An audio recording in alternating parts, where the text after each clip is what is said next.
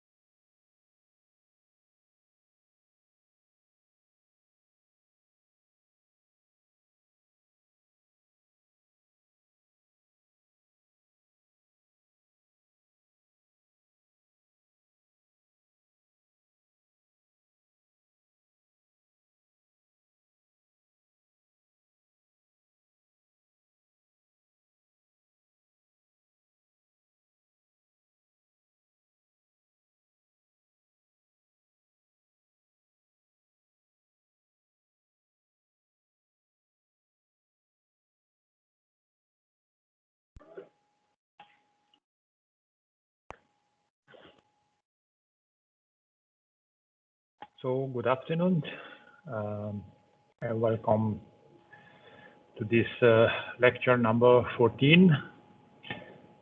Can you see the presentation and can you hear my voice? Yes, yes. Okay, thank you. As always, first check about the state of the course, where we are.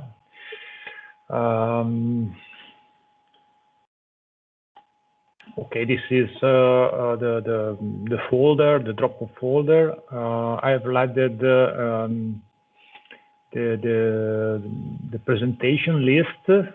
There are 15 presentations at the moment, and so I think that there are still some topics to be decided, and remember to let me know also the date in which you would like to do your presentation. I'm stressing you about this because there are 15 presentations, so it means that if every presentation takes 15 minutes, we need something like 4 hours in total. So it will be better to divide in, I don't know, 3-4 different lectures in order to have 3-4 presentations for every lecture. So please start to consider the dates. It's important because I think we have not so many lectures until the end. We will check later on. But please do this for me and for you. About the slides, nothing more, and I've put the old subject, the wood-based panels I've put in the YouTube channel, my channel. So there is a link if you want to go back and to see also the old videos. And of course, I've added the one dedicated to the covering material. So you have also the last lecture on available.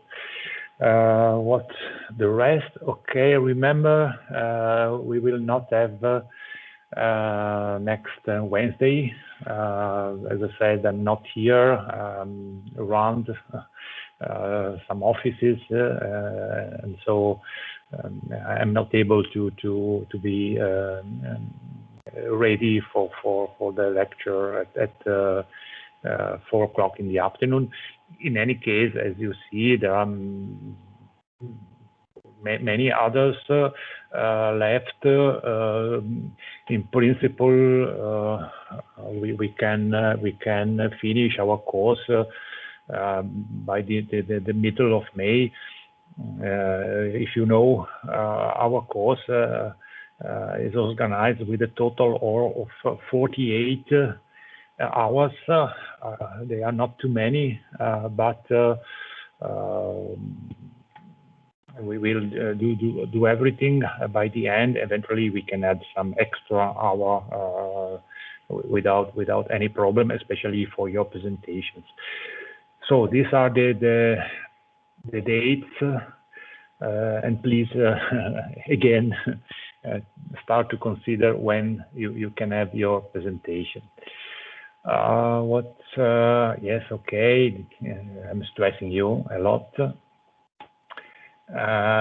These are the dates for the exam, official and preliminary. As I told you, I've finished the correction of the tests, and I think tomorrow and Sunday I will send you the mark.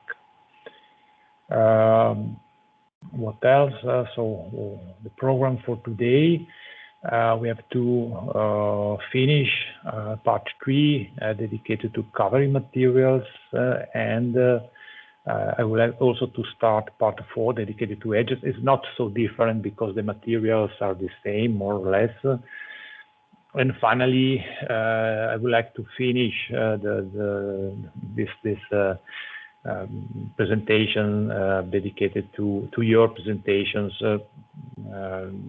for this course and maybe for the future.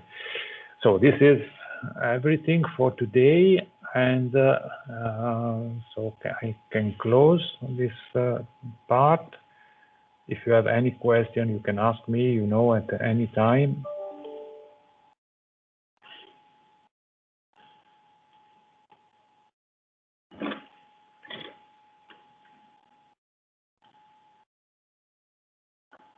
So I think that now you see the presentation dedicated to the covering materials. A quick overview of what we have done last time. We have analyzed the reason why this material exists, and the reason is because as we know, the furniture industry is based on the wood-based panels, and so they need to be covered for different reasons, aesthetical, technical, and sometimes also for specific reasons, like the fire resistance I've mentioned here. I said also that there are many options in this field, and the choice depends, of course, on the specific need. If we need a cheap material, we can use impregnated paper. If we need a strong and resistant material, we can use laminates, and so on. So there are different possibilities to cover wood-based panel with something else. What about the veneers? Now we know that veneers are thin sheets of wood. There is a standard for the definition, but what is interesting for us is the process where they derive from. We mentioned sewing, we mentioned rotary cutting or peeling, and we mentioned also Slicing, we said something about the three different processes. Sewing, I remember the high thickness, and there's particular use for surfaces which are subject to severe wearing because of the use. The rotary cutting is interesting way of having this thin sheets that are normally used, we said, for the production of plywoods. The most important in the case of veneers used to cover the wood-based panels are the most important process is slicing. It's like cutting ham, is like cutting cheese with this cyclic process, which allow to obtain very thin sheets of wood that are mainly used for furnace surfaces. In the video, there were different types of machines and different types of cuts, and the result is of course different, especially in terms of appearance, because we know that wood is anisotropic. So depending on the direction of the cut, we can derive different pattern on our veneers. And we mentioned that this is the knowledge, the background of specialized companies which are specialized in the production of veneers for furniture surfaces. The joining, because the width of the veneers is normally not very high. What else? Okay, something about the defects, and also we mentioned some special types of veneers. The backed veneers are those which are reinforced with another material applied on their back, and so this allow the possible bending of the veneer when a curved surface must be covered. And another interesting type of veneers is the veneers for 3D application. I said there is a German invention. This could be also, for example, one subject for your presentations. With this type of veneers, it's possible to create some interesting shapes, and I said that the designers they love this kind of material for the reason you can see in this slide. Something about the appearance, but we have already said what is needed. We have mentioned also this type of particular veneers is the veneer deriving from multilaminar wood with such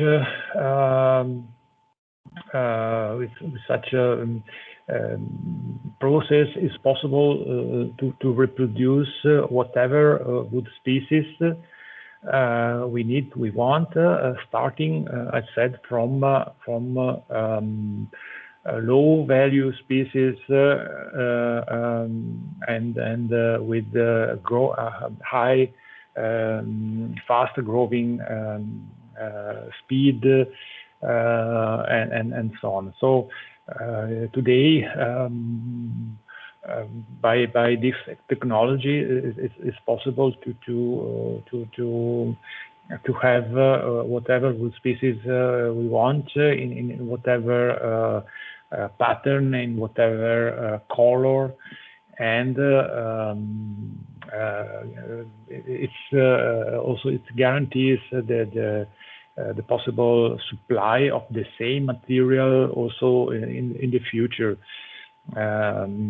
with the same appearance, with the same characteristics. So it's interesting because as we know, at the industrial level, the possible to reproduce the same material, the same elements sometimes is fundamental. Or we said that in many cases, for example, for big hotels,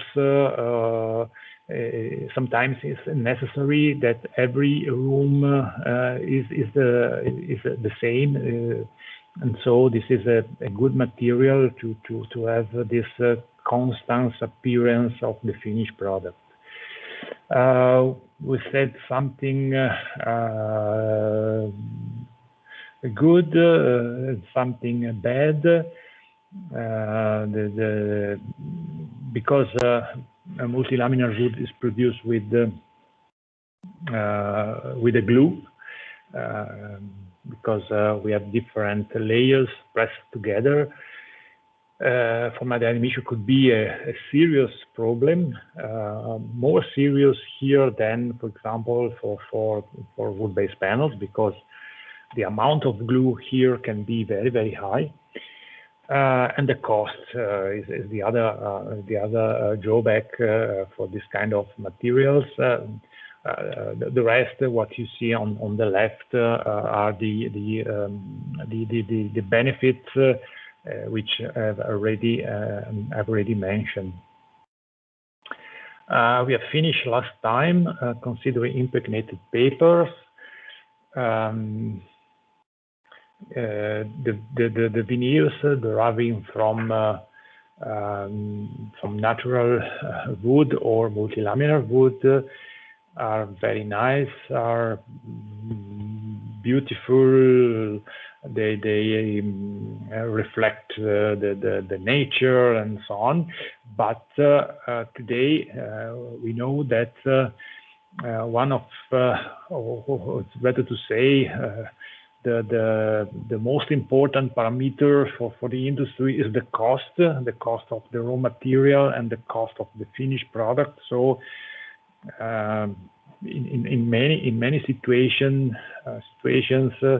the wood veneers are too expensive, and some substitutes must be used, and impregnated papers are the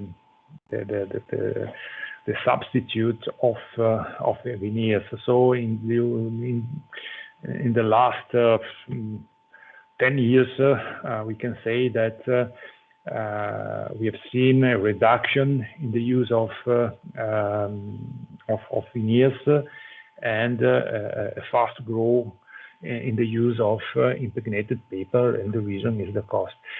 If you analyze, I'm not an expert in market analysis, but it's quite evident that today the market is divided in two parts.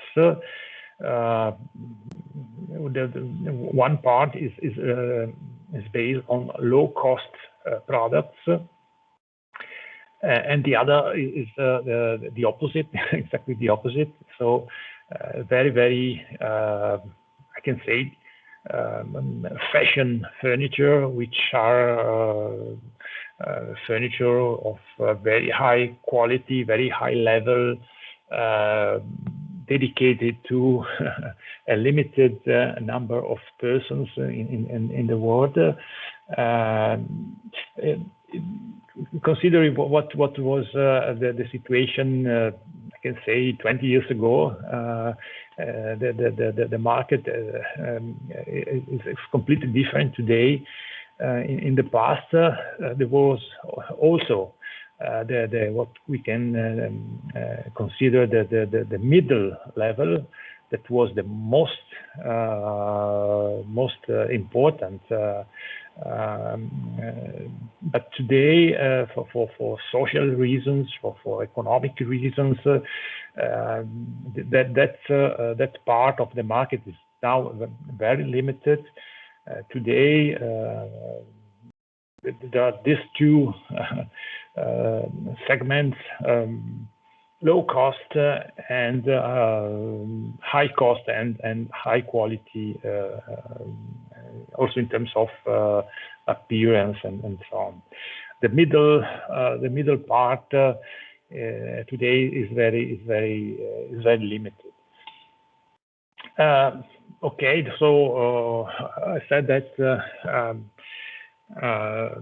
impregnated papers are today we can say the number one in considering the entire markets for covering materials, and their composition is quite simple. The basic material is paper that we know very well. It is printed. We have seen the typical printing system, the rotograver system based on rollers,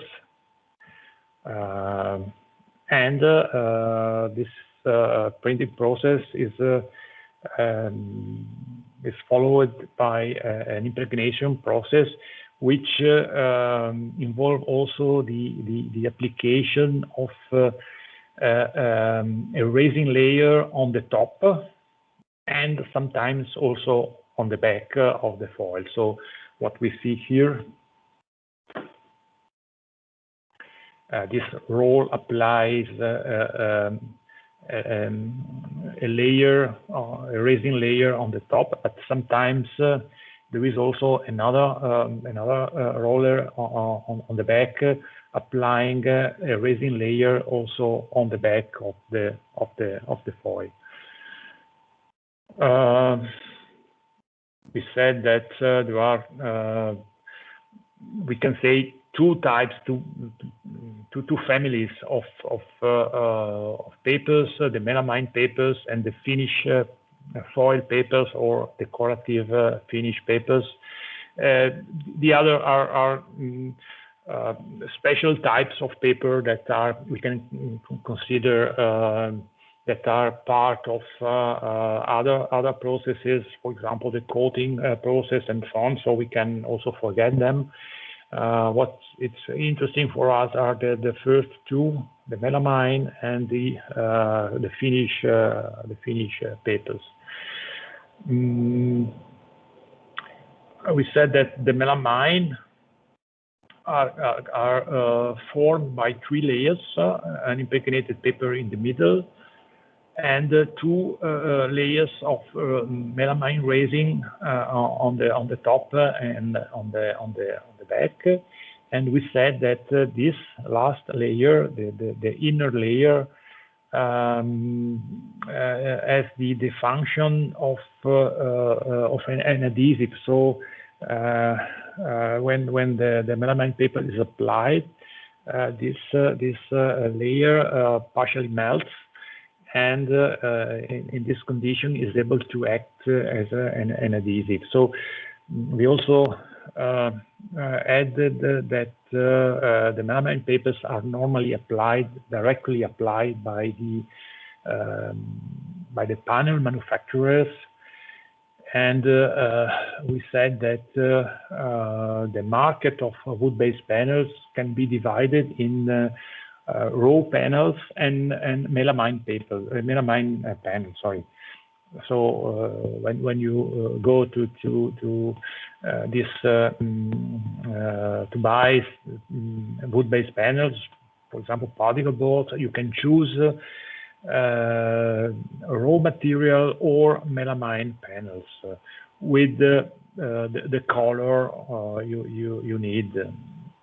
And we said that the market of melamine panels is very wide today. Again, because of economic reasons. If you are a furniture manufacturer, you can buy directly the melamine panel. So you have simply to cut the panel, to make some holes and to cover the lateral surfaces, and you have finished your working process. So this is the reason we said that why today one portion of the market is able to propose furnitures at a very low cost, because on the other side, the raw materials are very cheap, and also the operations carried out by the furniture manufacturers are very simple: cutting, drilling, and the most complex is the one dedicated to the covering of the lateral surfaces. The other types of papers, the finish foils, they are different. Only two layers. The impregnated paper and the outer layer, which has the function to protect the impregnated paper. This paper is directly used by the furniture manufacturer. So they buy the papers and they directly apply them on wood-based panel using a glue, using an adhesive, of course, like in the picture you see here. So why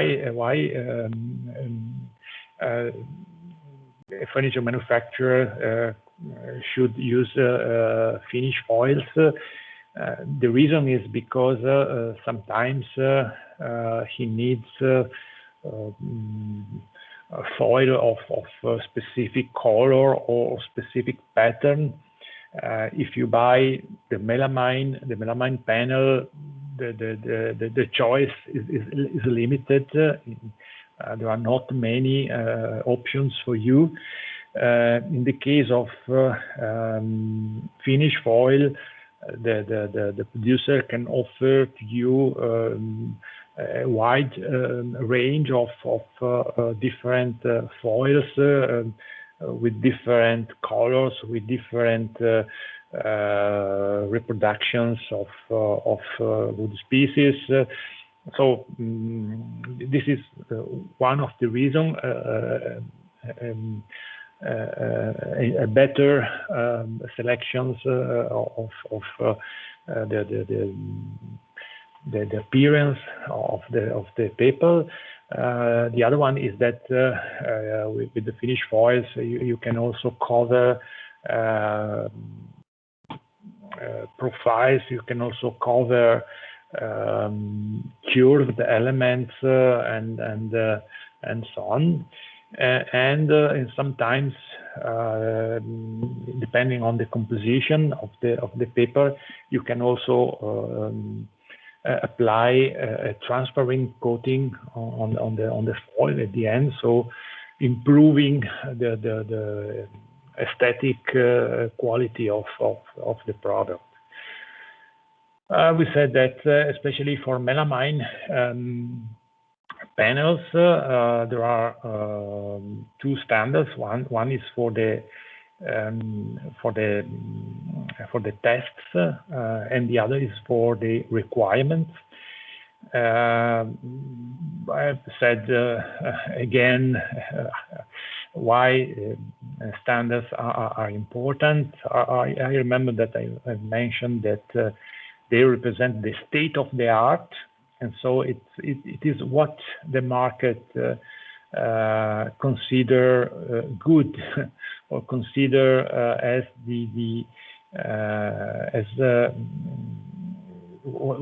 terms of expectation also from the final users. And so if you respect the standards, you are at the quality level which is expected by the market, or in other words, you are at the state of the art of this field of this technology. So remember to always refer to standards. Not only in the furniture sector, of course, but also in other sectors. It's fundamental.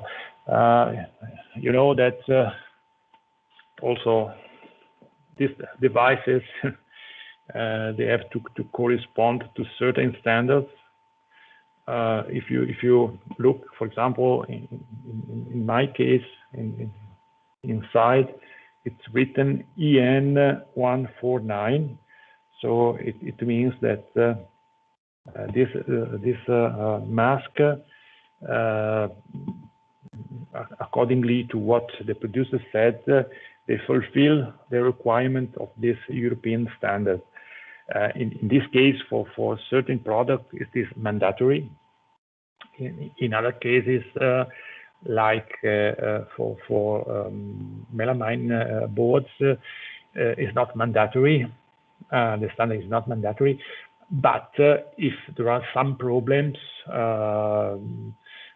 some claims,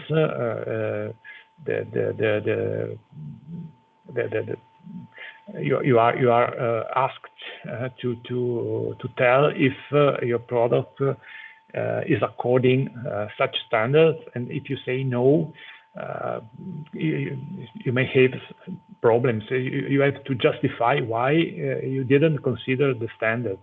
So as I said, they are not mandatory, but in case of claims,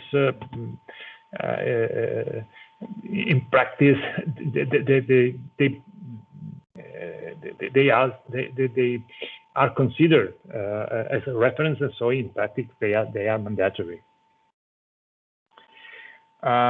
Some problems related with such materials, especially the problems I've mentioned, is the impregnation, because I said that the most expensive material is not the paper, is not the ink, is the resin, and so the amount of resin is fundamental to achieve a certain level of performance.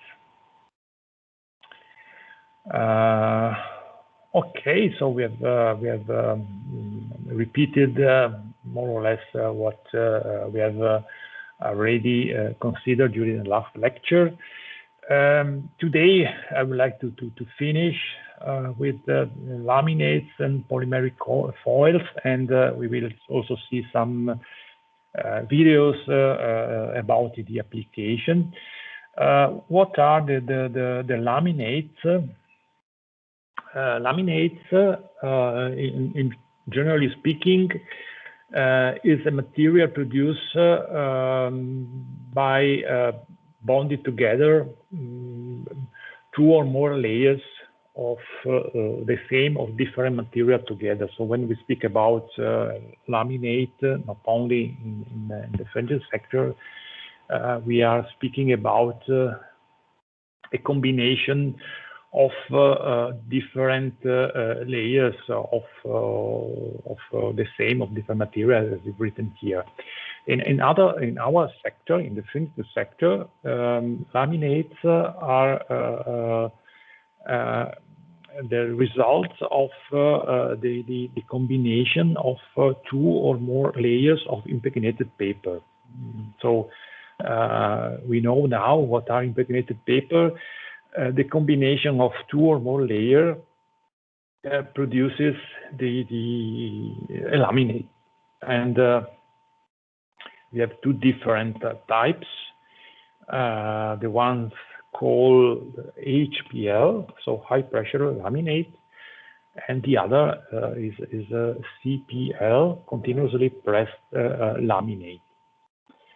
So let's go on to analyze the differences. High HPL, high pressure laminates. The first sentence is the most important. They are really the materials which perform better in the range of all covering materials. So when you need very high mechanical and chemical resistance, HPL is the answer, is the solution. So for these reasons, they are mainly used for the horizontal surfaces of some elements which are subject to severe use, like, for example, kitchen tops, or, for example, school desks also, and other surfaces where, for example, some liquids can fall, or some also working activities are done. In some cases, for example, also chemical benches are produced with this type of material, so they are highly resistant also to chemicals. Maybe you know them with the brand name of Formica. You can see here.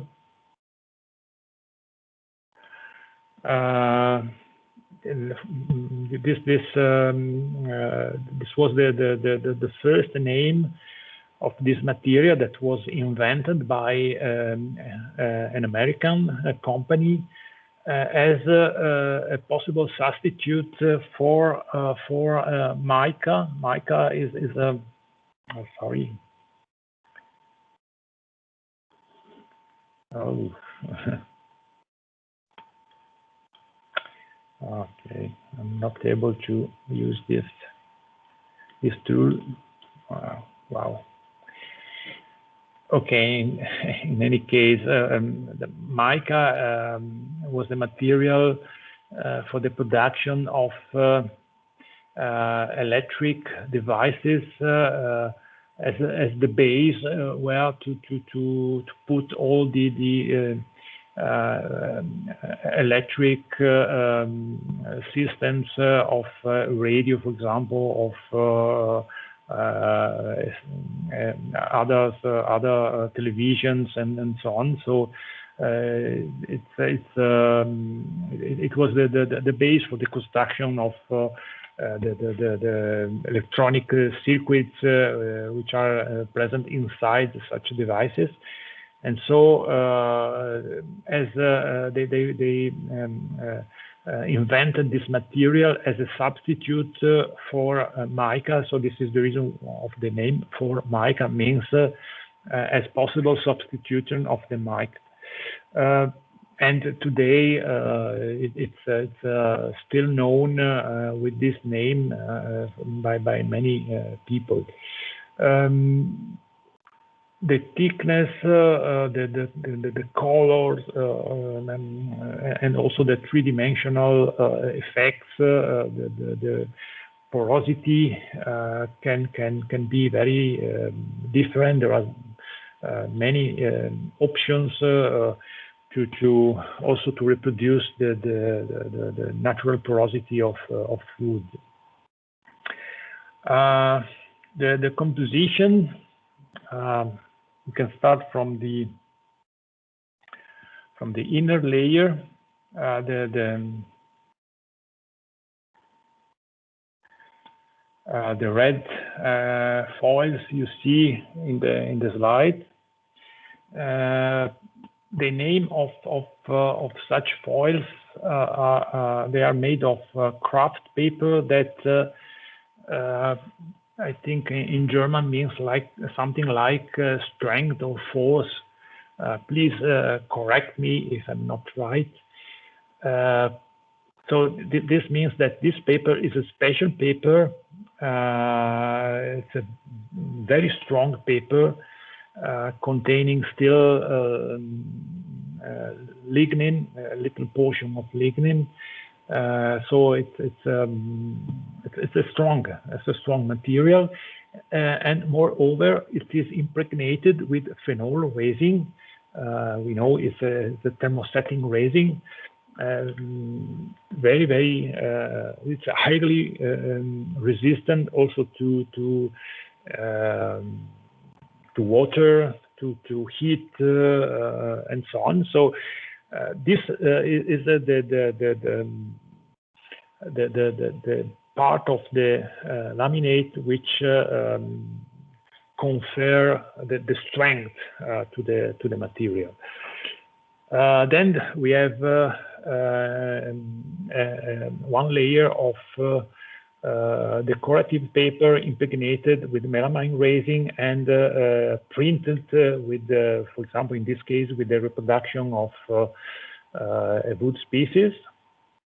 And on the top, there is another layer, which is normally known as overlay. It's a pure cellulose. So remember that pure cellulose is completely transparent, and it is impregnated with a melamine resin. So this is a protective layer from the outside. It's transparent, and it protects the decorative paper from abrasions, from scratches, from liquids, and so on. So finally, pressing together all these foils, normally they are 5, 6, 7 different foils. The result is a relatively thick material with very good properties in terms of mechanical strength and resistance to different liquids. Maybe you have known them when you were at school. Maybe you remember your benches with the dark line on the lateral part. This dark line was due to the presence of the kraft paper foil impregnated with phenol resin. So in all cases where you see this dark line, it means that you are in presence of an HPL laminate. And normally they are used, as I said before, for kitchen tops, for chemical benches, so for all hospitals. In many cases, the surfaces of the hospitals are made with such material because, again, it's very resistant, very easy also to clean, and you can imagine why it's so important inside the hospitals. The other type of laminates is known as CPL, so continuously pressed laminate. In this case, the number of paper layers is limited from 2 to 4, and we can say that they could be considered in the middle in terms of performance. The lower case is that of impregnated paper, so one foil, and so the performance is limited. Then in the middle we have these CPLs. They are made with, as is written here, by 2, 3, or 4 layers of impregnated paper. And the best, the top, is represented by HPL because, as I mentioned before, the number of layers is from 5 to 6, 7, or even more. So these are this is how they are made. The term continuously means that the production is continuous, so there are some paper rolls here, and they are pressed together under such calendars that you see here. And so this is the reason why they are called CPL continuously, because the production is continuous. Some pictures to see how they are produced. Here you have different paper rolls. So according, for example, to the color, they can be combined together with the normally on the back there is also in this case a layer of kraft paper impregnated with phenol resin, but the combination can be very, very different in this case. We have a standard here for for HPL. It's very, very important because it gives everything about this word. I think that at the moment this standard is divided in 13 parts, so it's more or less like a book where everything is written about the definition, about the production, about the use, about the test methods, about the specifications, so the minimum performance level. So it's a very, very complete standards related with such material. Here I have an example about the classification. There are 2 classifications because in Europe, unfortunately, sometimes it's not easy to find an agreement among the different states. So, unfortunately, we have two systems to classify HPL. One is called numerical and the other literal. What is important is that there are also examples of possible uses. So if you, for example, you are producing furniture for I don't know, prisons, you must use the HPL classified as HDS, HDF, or HDP, or if you use the other classification, the numbers you should find is 444 according to this type of classification. I don't want you to remember all this story.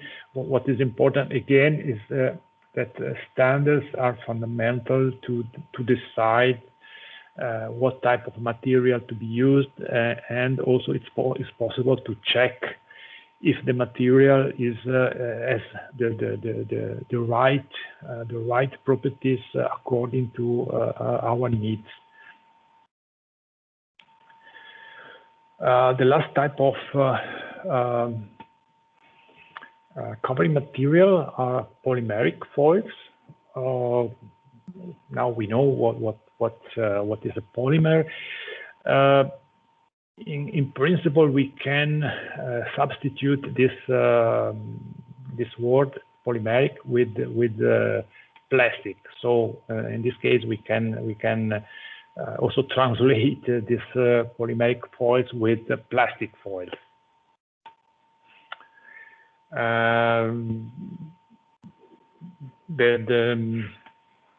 So plastic, I think you know, such a material.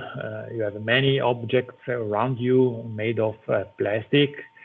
So in this case, the only difference is that the material is reduced to a very, very thin foil and applied, of course, with a glue to the surface of the panel. They can be produced with whatever color, with the reproduction of every wood species we need. The problem here is that the properties of plastic, because they are thermoplastic materials, they are not so high. So normally they are not used for horizontal surfaces.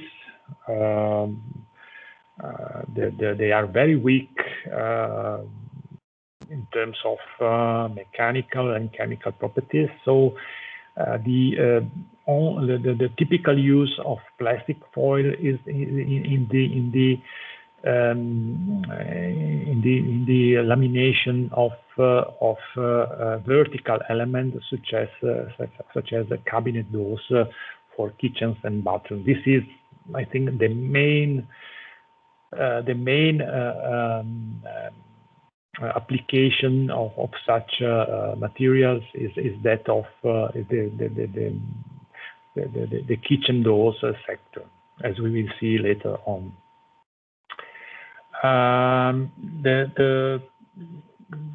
The most important difference they have compared to all the other materials is that they can be used for the 3D covering process. I think I've already mentioned this. Okay, this is the process from which they are produced. Nothing to say about this. What is important to mention is this: they can be, because they are thermoplastic, we know, they can be deformed, they can be stretched under heating, and so they can be subject to this 3D covering process. With all the other materials, papers, laminates, we can, and also veneers, we can simply do the flat application or the 2D application, so we can bend them, but not more than this. With the plastic, by heating them during the pressing phase, we can deform the material and apply them for this special process called 3D covering process. You see on the right the typical result of the application of this 3D covering process. It's a typical cabinet door of a kitchen produced with such system. Here we have some examples of cabinet doors.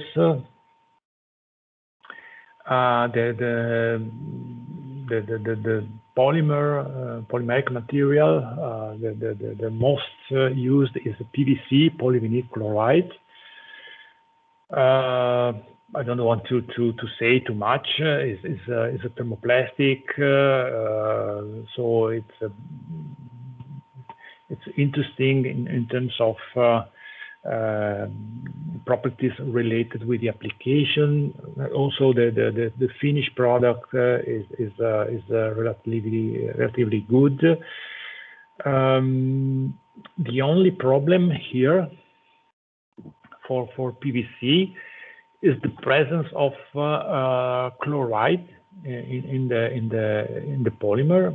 Chloride is, you know, it's a chemical element. So in the long chains, there are many chlorine atoms bonded to the polymer chain, and this represents a serious problem for this kind of material. So the most important drawback is the last one, is the final disposal, because if PVC is burned at low temperatures, the presence of chlorine determines the emission of dioxin, which is a very dangerous gas for human beings. So for this reason, there are many.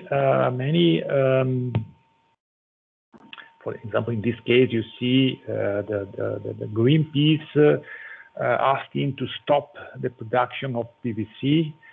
But in many other objects of our daily use, as you see here on the left, these clips are declared PVC free. Also, my computer, my Mac, in the information they give on internet, they said that Macintosh. That Apple does not use any element made of PVC. Also, my mobile phone is Chinese, but also in the instructions of my mobile phone, it's written that no PVC element is present inside. So PVC today is considered as a possible risk for the population. As I said, not because it is dangerous by itself, but because at the end of the life, if it is not properly recycled or not properly burned, and the burning of this material at low temperatures can produce this toxic gas, the dioxin, which is very dangerous for the population. There are other possible drawbacks. In the past, for example, to stabilize this material, especially for outdoor use, some dangerous substances were used. Today, they are banned almost here in Europe. Some plasticizers are also dangerous, and again they are banned here in Europe. And maybe in some cases, this material can be subject to also a strong yellowing effect. This first three drawbacks are important, but not so much as the last one. The last one is a very serious problem. And for example, I mention always this big distributor of furniture, IKEA, you know very well, I think. There are shops everywhere in the world. They refuse to use PVC for their furniture. So in the case of the kitchens you can buy from this Swedish company. No PVC is present in their products. So this is the reason why there are other types of plastic foils like polypropylene or like PET, polyethylene terephthalate, which is the real substitute of PVC. This polypropylene is good, but the problem is that it is a semi-crystalline polymer. So what does it mean, semi-crystalline? It means that the polymeric chains, these big molecules that are present, that form the plastic, in some parts they create a sort of order, like a crystal. So the chains form in some parts of the material this crystalline domain, which is very strong, and the result is that what is possible, what is easy to do with PVC, so this 3D deformation, it's more difficult with polypropylene because of this semi-crystalline structure. Semi-crystalline means that, as I said before, there are some parts where the chains create an order, and this is very strong. These parts are very strong, and so it's very difficult to melt them or partially melt them. And so if you try to deform polypropylene, you can crack the material. You can create some cracks. It's more rigid. It's more fragile, and so because of the chemical structure, polypropylene is not the right substitute of PVC, which, if we go back a little bit,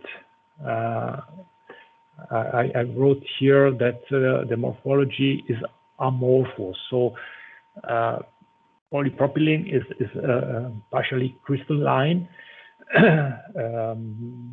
Polyvinyl chloride is amorphous. Amorphous, it's like, if you can imagine this long polymeric chain.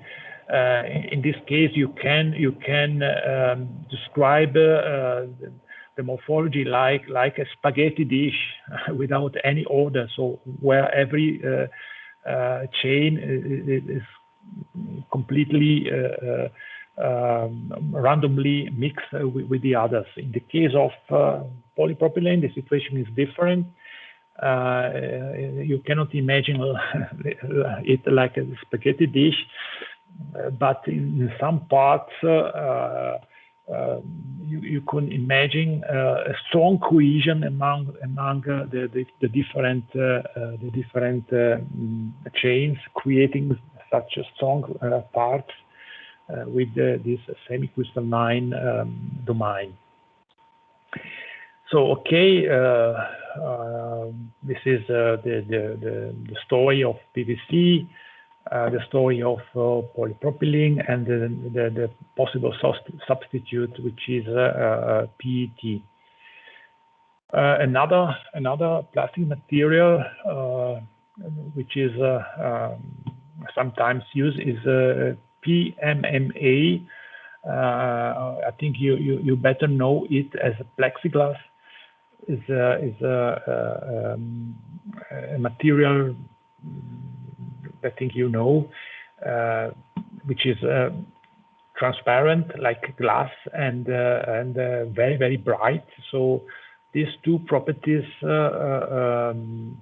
are interesting also for the furniture sector. And so when transparency and brightness are needed, this is a possible solution for the furniture surfaces.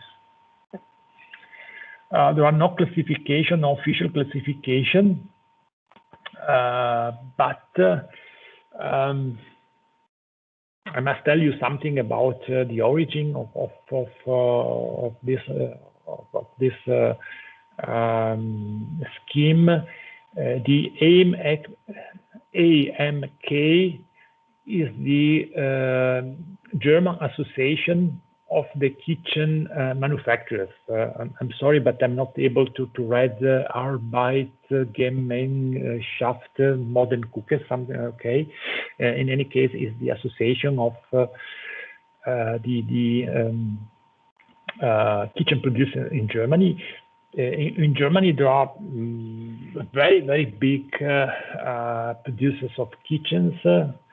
I visited some years ago one of them, Nobilia is its name, and if I remember well, they produced something like 2,000 kitchens per day. So it's incredible.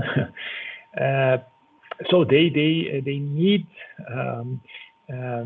many kitchen doors, which are produced here in Italy. Mainly here in Italy.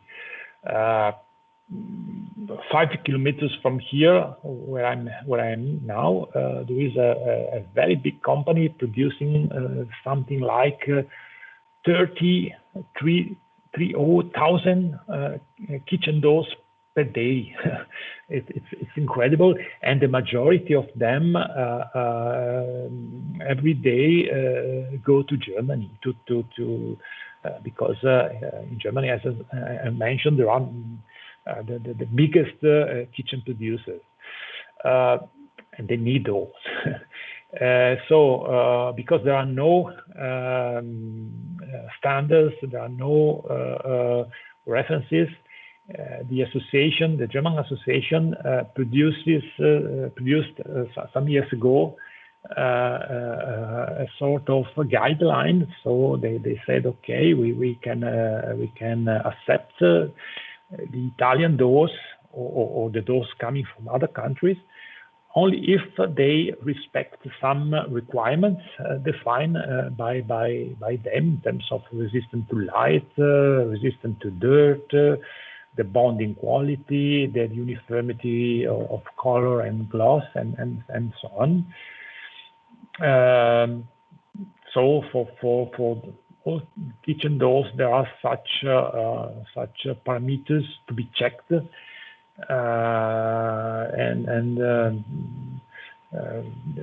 so again, tests, references are fundamental in the market we live, and you can imagine how important is for this Italian producer. We have here at 5 kilometers from here, how important are such tests, and it's one of the most important clients we have because of the international needs of exporting every day thousands and thousands of doors.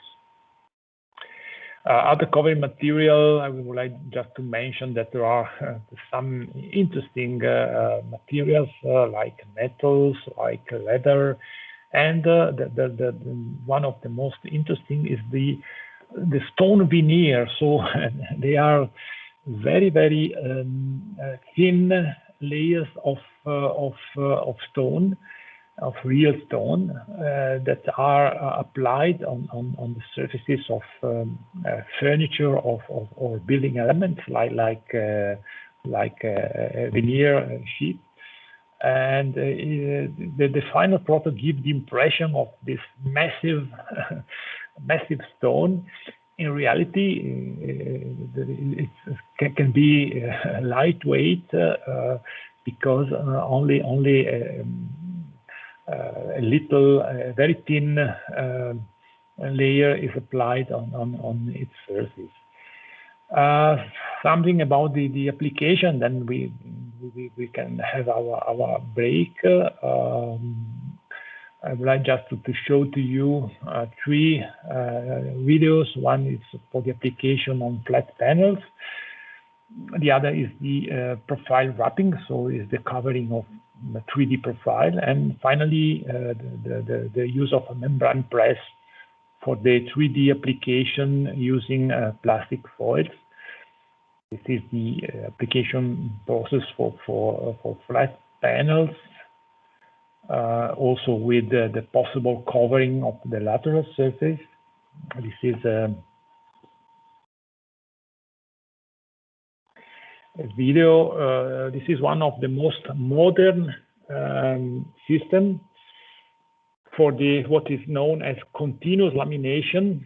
It's very, very fast. And it allows to cover the surface and also the lateral surfaces in one step. So now you see the panel with the application of the foil, and you see here the lateral surface. Now you see it better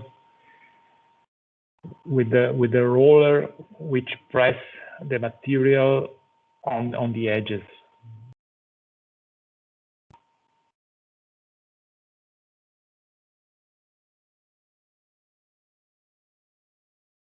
This is a typical system using, for example, impregnated papers or CPLs.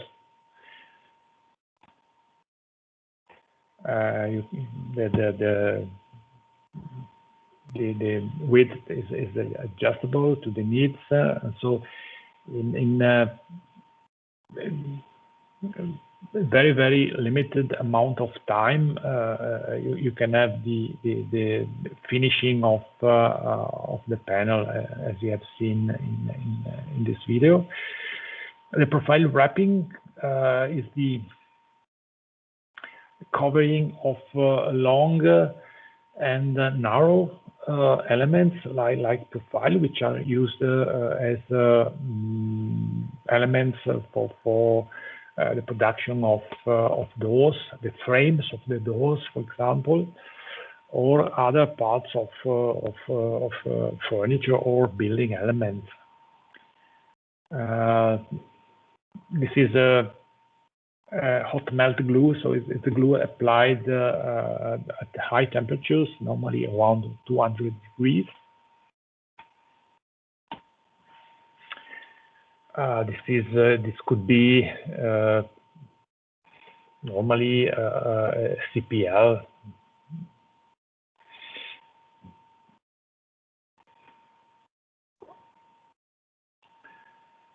The glue, the adhesive, is applied on the back of the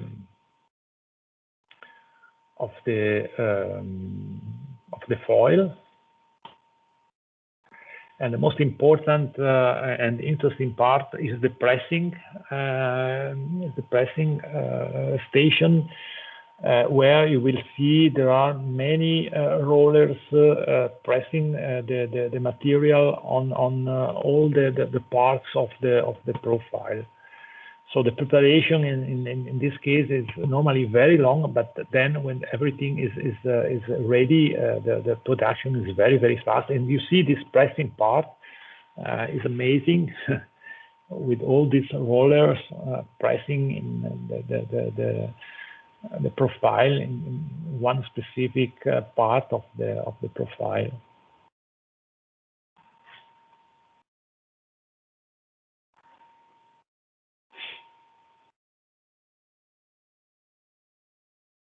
So there's slow motion.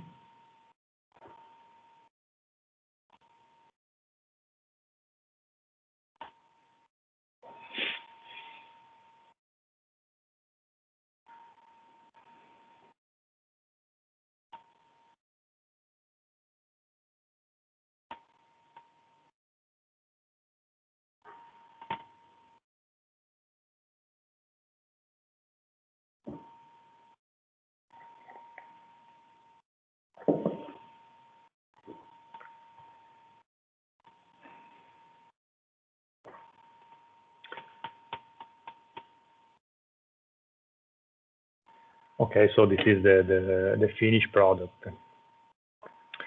And the last one is the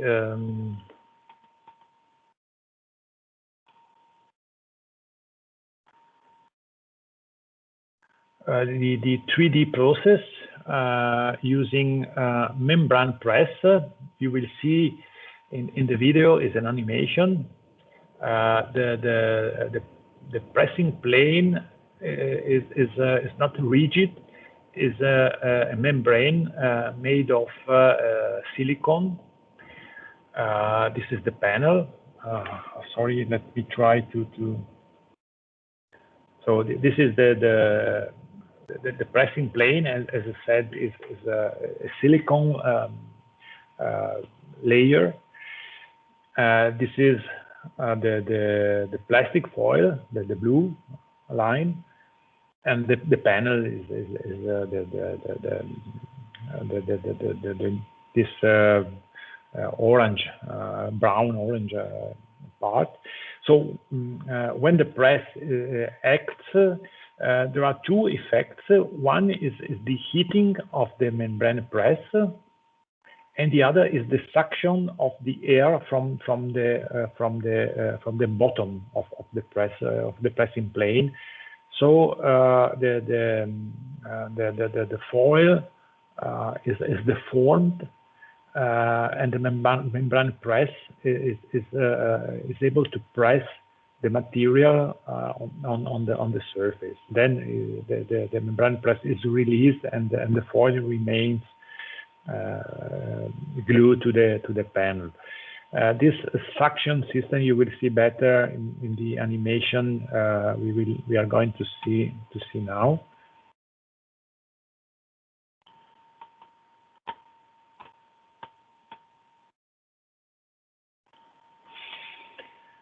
So the panels are normally MDF panels, which are milled.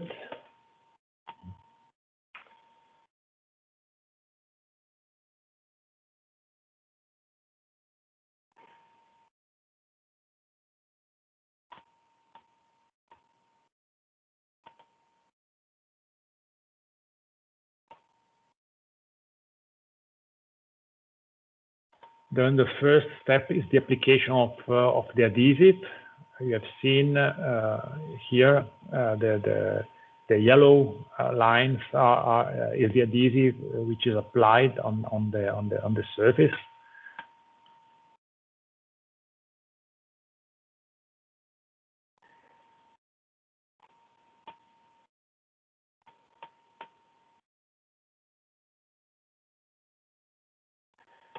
Then the polymeric foil is placed on the top of the doors, and all doors enter inside the system. You see the red one is the membrane press, and this is the suction system. So they create the void. And you see that let's go back, that the foil is deformed, is stretched because of the heat, and pressed on the surface by the effect of the membrane press.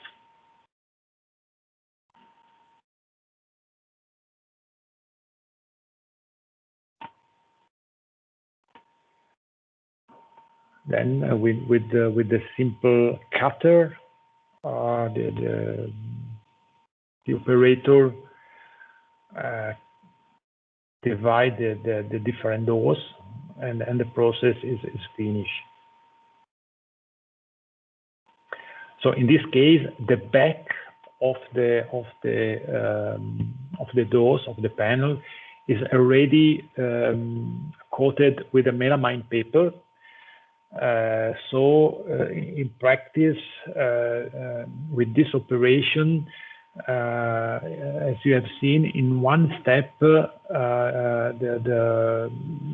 machine is able to complete the covering of 5 surfaces of the panel.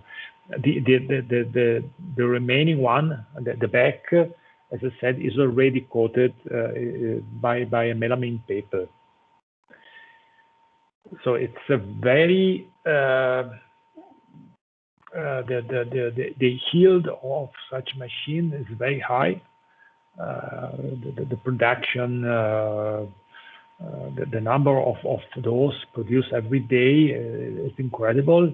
And such company, as I mentioned before, they have 3 plants like this, and in some periods of the year, they work 24 hours per day. So you can imagine how many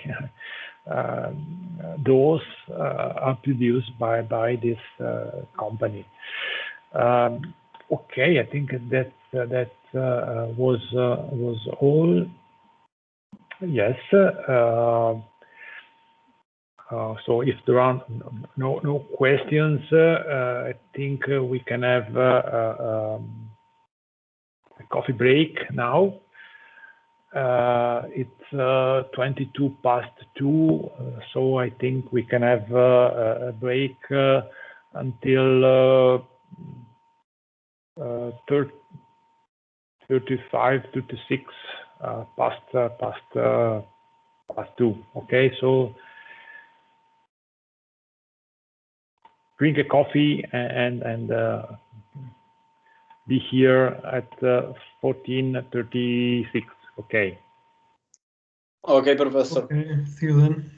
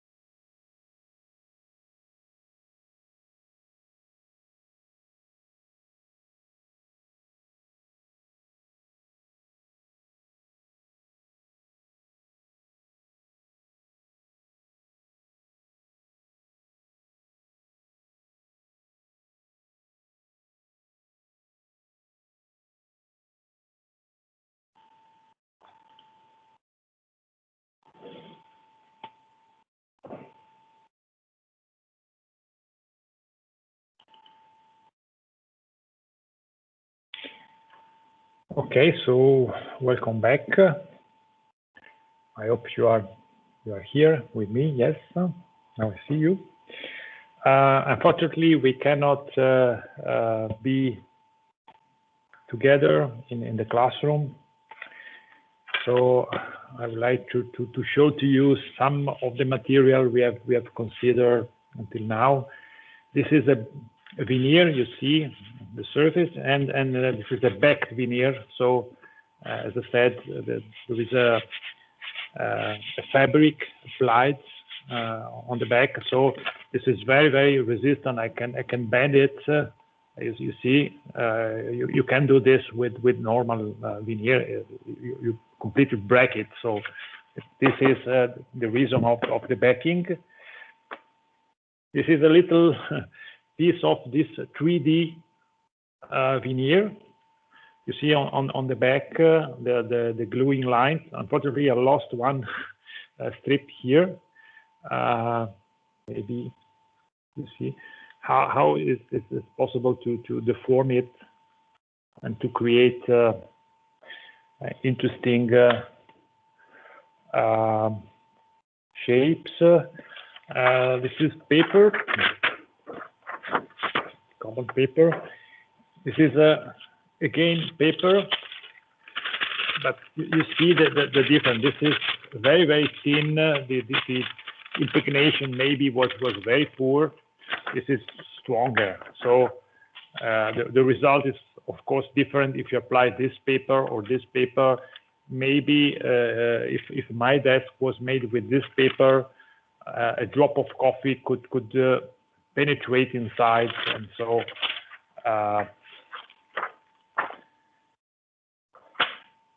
what else? Okay, this is the multilaminar wood. Some nice patterns you see.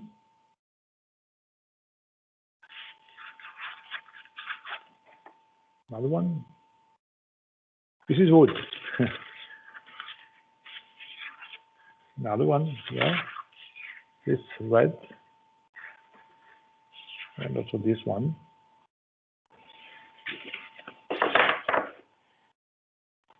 It's like a fabric. It's more I think related with fabrics than with wood. Very nice, very interesting. This is laminate, the HPL. You see the back, which is dark because of the presence of the phenol resin and the craft paper, and this is very strong.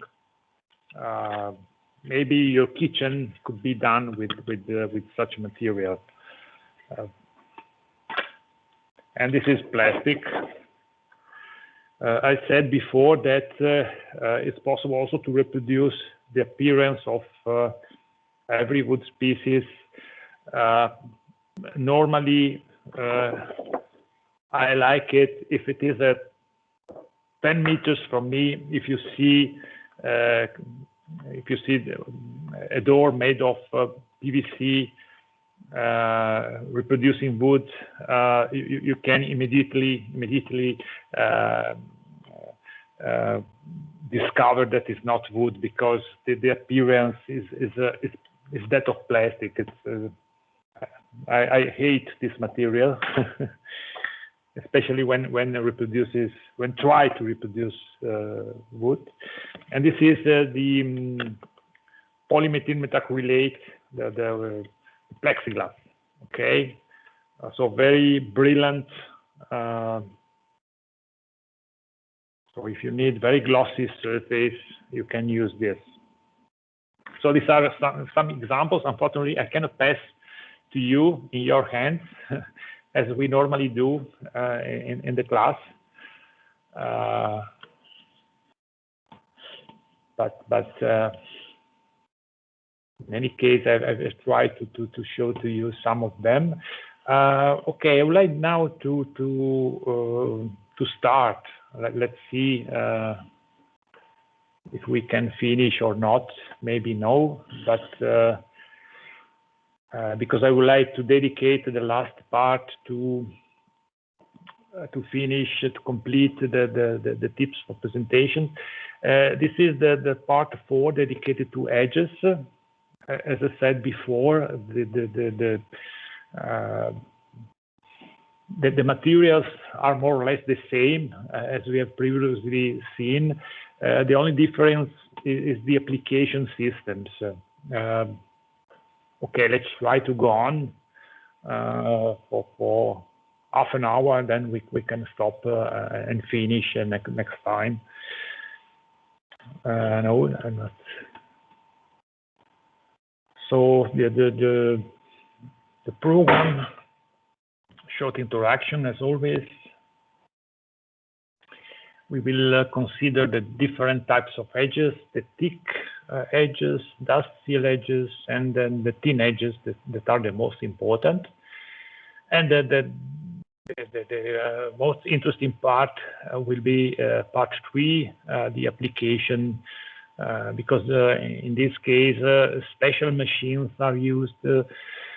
Also with some advanced technologies like lasers or like a plasma. So I think something interesting could be found also for this type of materials, especially in the application. Okay, we said that. At the moment, we know the panels, we know the materials to cover the faces, but we have to complete the finishing, applying something also on the lateral surfaces. And this is the role of edges. They can be made of the same materials we have considered before, so veneers, laminates, plastics, and paper, with of course the different properties to the finished product. I've already said that there are special machines to do this operation.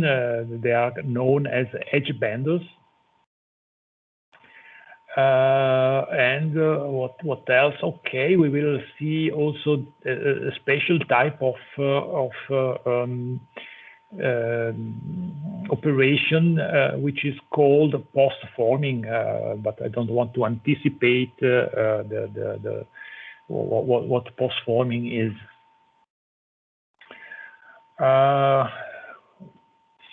Yes, I've already said also this, that the materials are the same.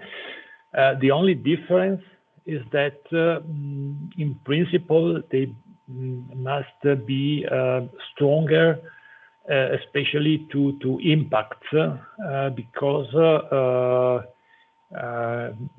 of the normal use. This part of furniture, especially of the tables, are subject to this stress. I've created a little animation. This is a table. This is a chair. Sorry for I'm not very good in create drawings with the PowerPoint.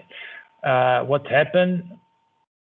This is a typical stress, and you see that the lateral surface is subject to frequent impacts. Maybe also at your home, but more frequently in restaurants, in pubs, and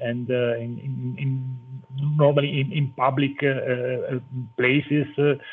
Where the attention of the people is not so high as when we are at home. So impacts on the lateral surfaces,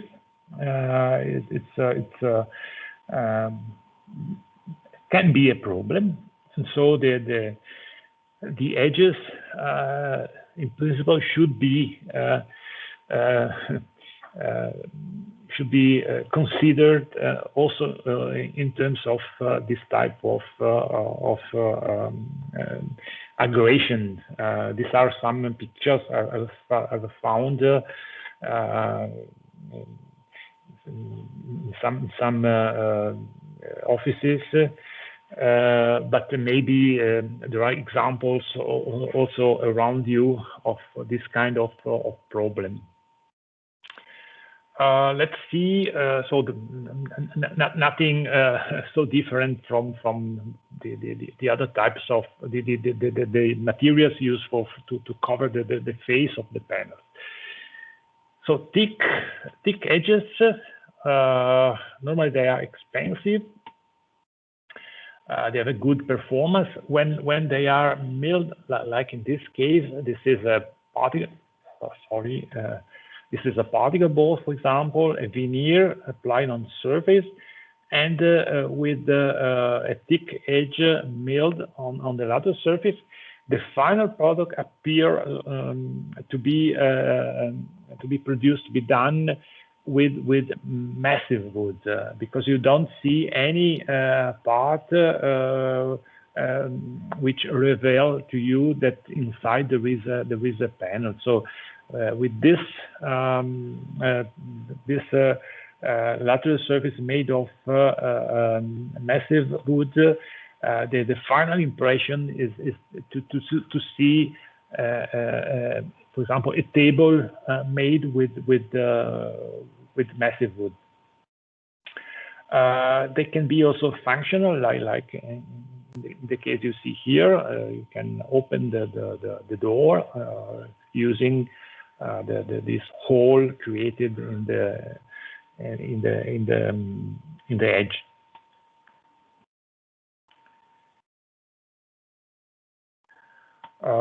Wooden strips. Okay, I've already said that they are very interesting, especially when we would like to reproduce solid wood. They are, of course, expensive and use in the case of high quality furniture. For sure, not for cheap furniture you can buy in big shops as the one we mentioned before.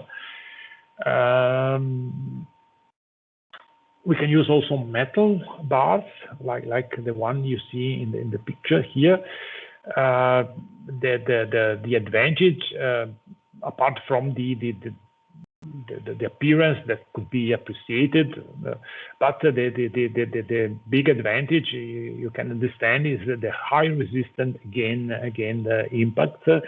And maybe you can find such a solution, especially for pubs where you go or where you went to drink a beer. In many cases, this is a solution for the little tables where you put your glass of beer or glass of Coca-Cola and so on. So this is a typical solution when you need a very high resistance to this mechanical stress, in particular to impacts.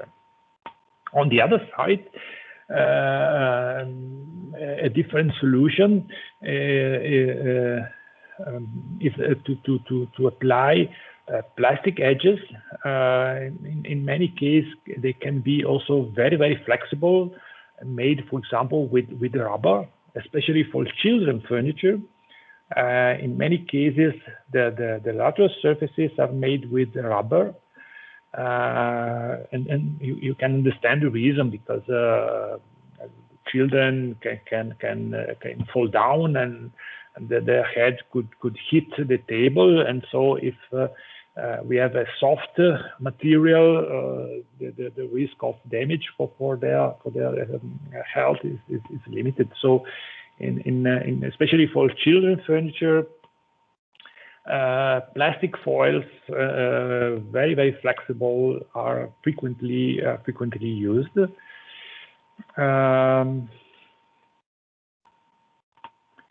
The other type of edges are the so-called dust seal edges. I think it's better to show this image. You see, for example, this cabinet. The dust seal edges is applied on this part, and the role is to reduce the impact with the door when it is closed. So the two benefits are that it reduces the noise. So when you close the door, you don't listen this strong noise that can be unpleasant for your ears. You can imagine, for example, one office where people open and close the doors of the cabinets continuously.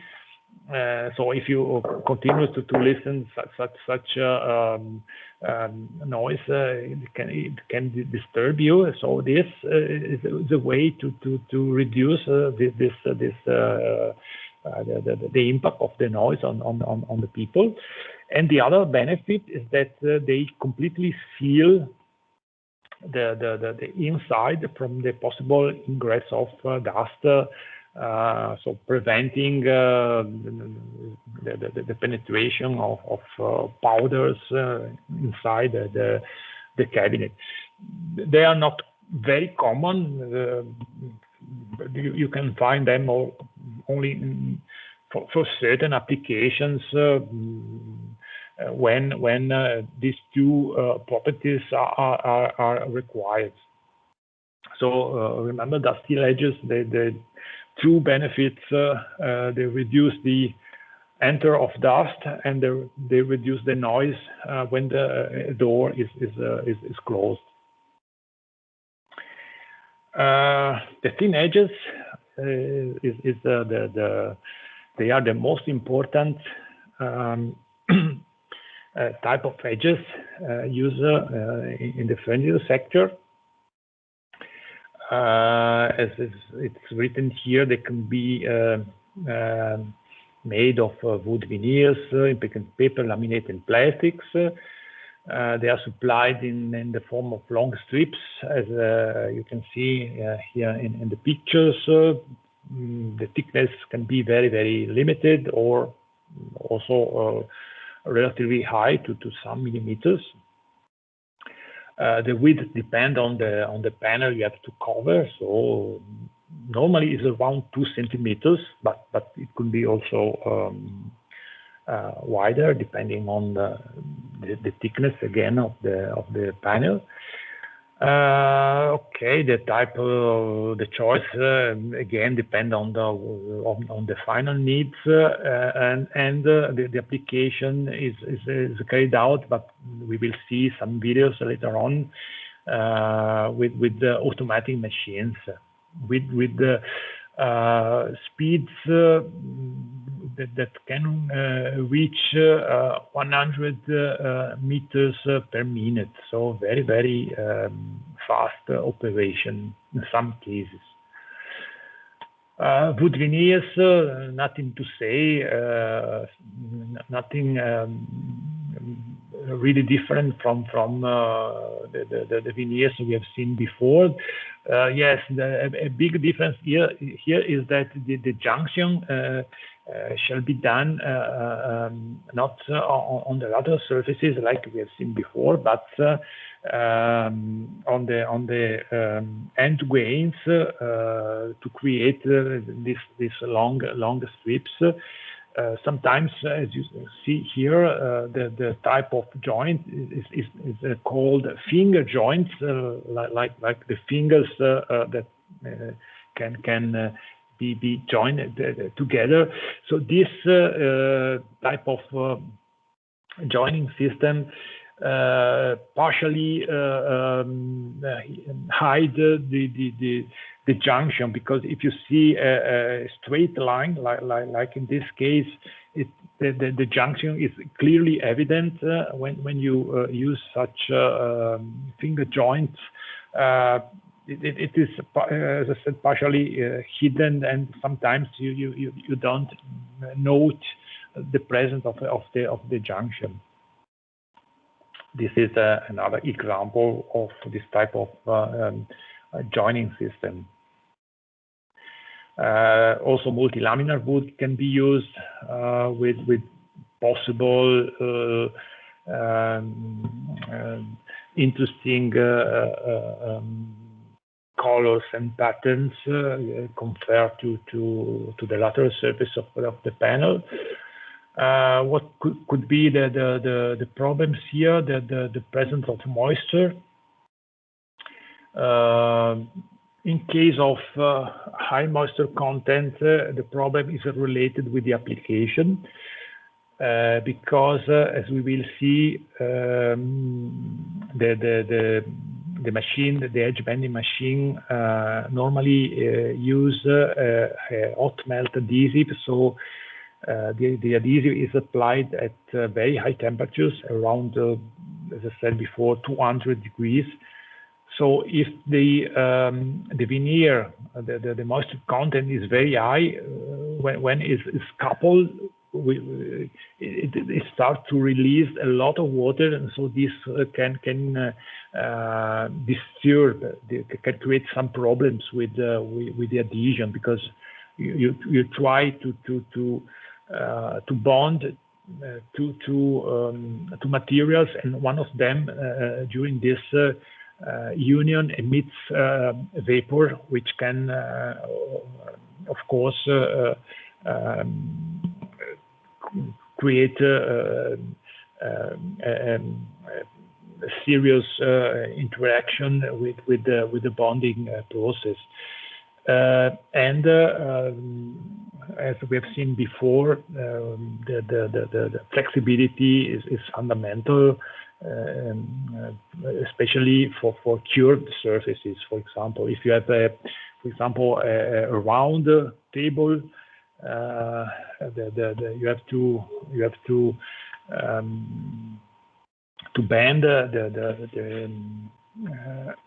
veneer, and it is not enough flexible and resistant. It can break. So the backed veneers are normally suggested for such operations. Papers, impregnated paper. Also in this case,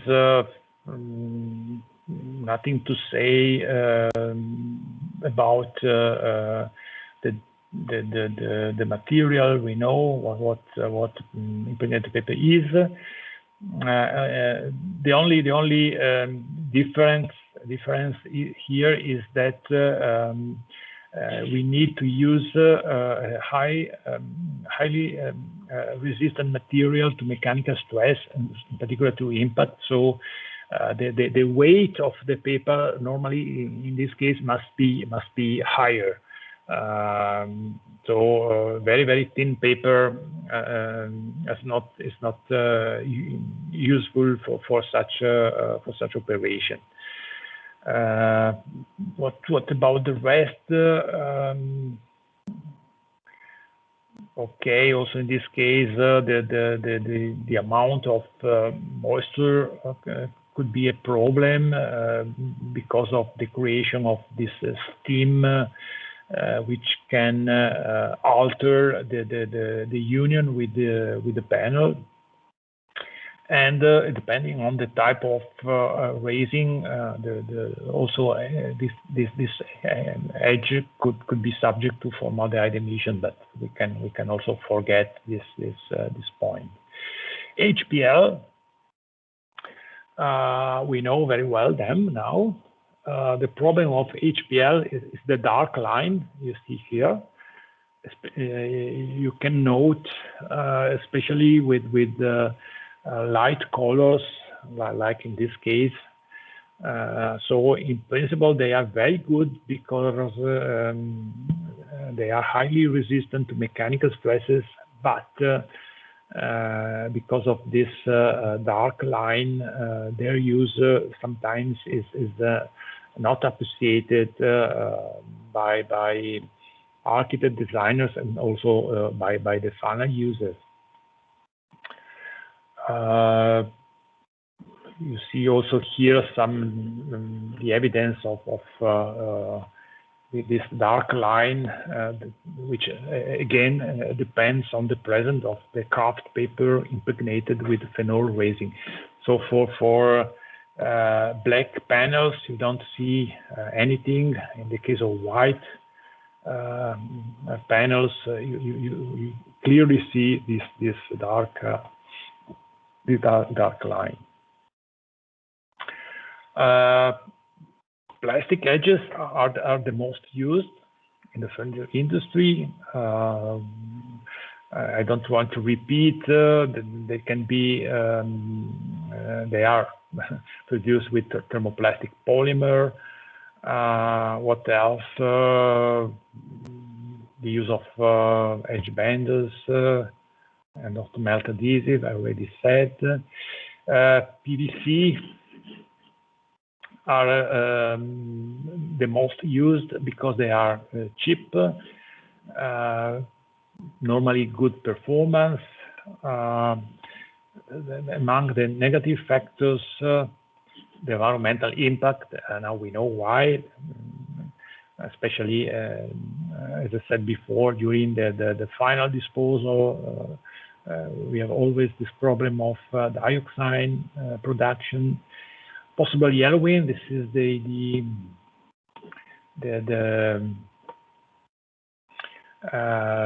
one of the cabinets we have here in Catas. You see that this edge is completely yellow, and this other is still gray. It depends on the stability of this material, which in this case was not properly stabilized.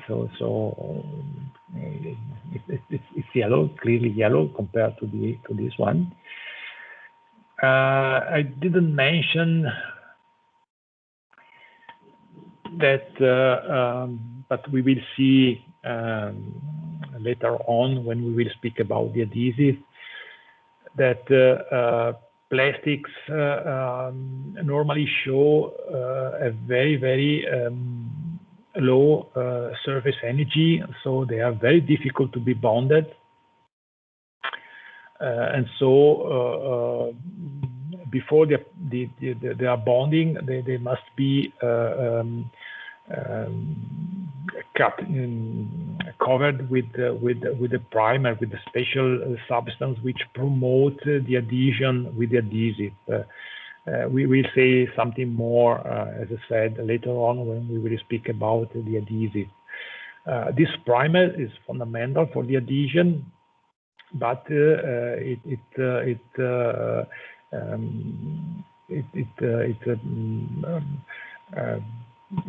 ability to promote adhesion is limited in time. So after the application, we have a certain period, normally some months, to use it. After that period, the primer will decay, and so the bonding you do is not could be not right. But again, the story of the primers for plastic will be discussed again in the part dedicated to adhesives. The other types of edges very widely used are those made with this plastic ABS, acrylonitrile butadiene styrene. The positive factor is their mechanical properties. The resistance to impact is very high. The negative factor is the cost. So in principle, they are the best choice. They don't have the same problem of PVC in terms of environmental impact. As I wrote here, the problem is there their high cost. And then there are other types of plastic materials and even metal edges which can be used to cover the lateral surfaces of the panels. The most important part is that of the application with thick edges. Normally, the application is manual or semi-automatic with the use of polyvinyl acetate glues.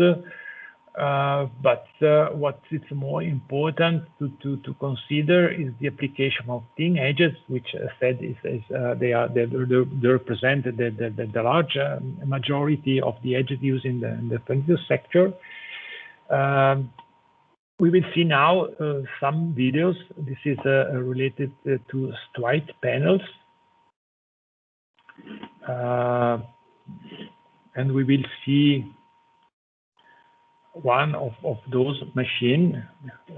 This is the edge, and this is the finished product. You see, it's normally a long machine that is composed by several stations. In this case, they told us that this machine is composed by 10 stations.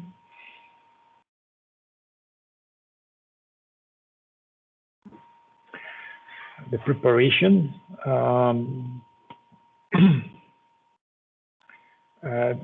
there are some cutter heads which are able to remove the first layers of the panel, in this case a particle board, and create an orthogonal surface. Here you see the glue heater, so the hot melt. The glue is heated and applied at high temperatures.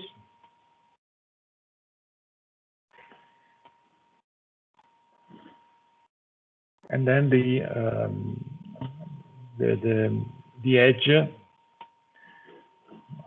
Sorry, you can go back a little bit. You see the edge here and the panel here, and they are combined together and pressed by such 3 rollers. And then there are the length trimming station, so the excess of edge is cutted on the 2 sides.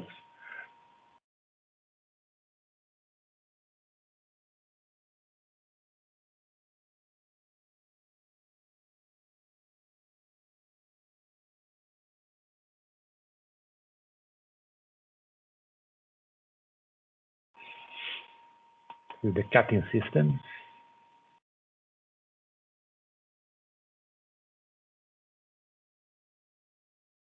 And the same operation is carried out in the other direction to reduce the thickness.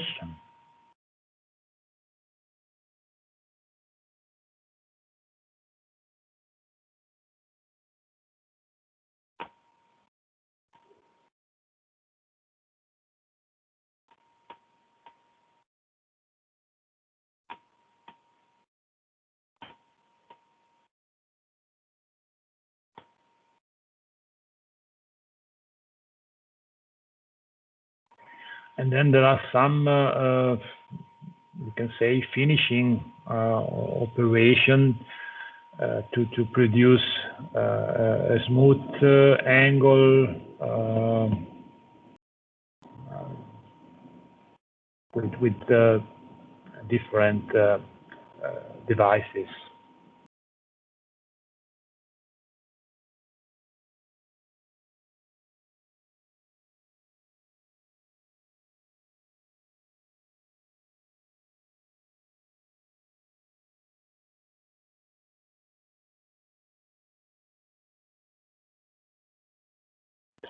The rounding of the corners.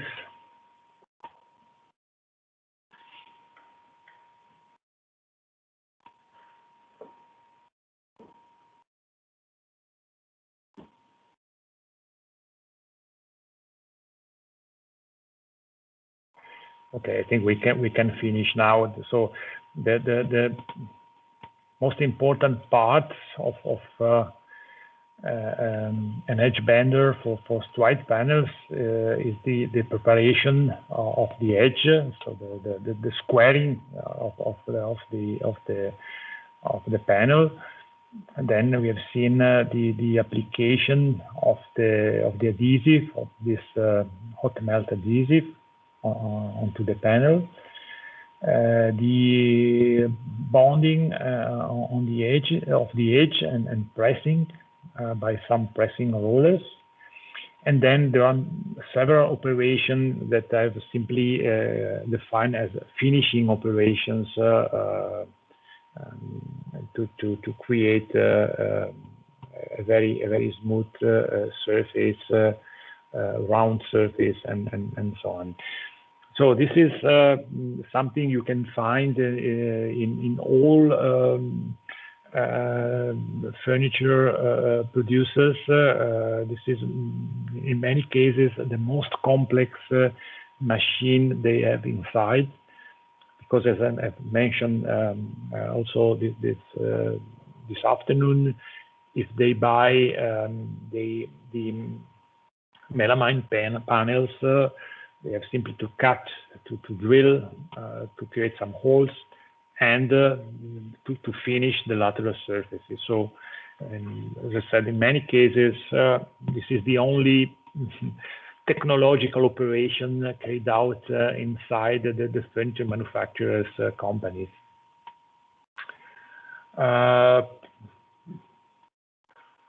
I think we can just see also this video for the application of thin edges on curved surfaces, and then we can finish for today, because I would like to complete the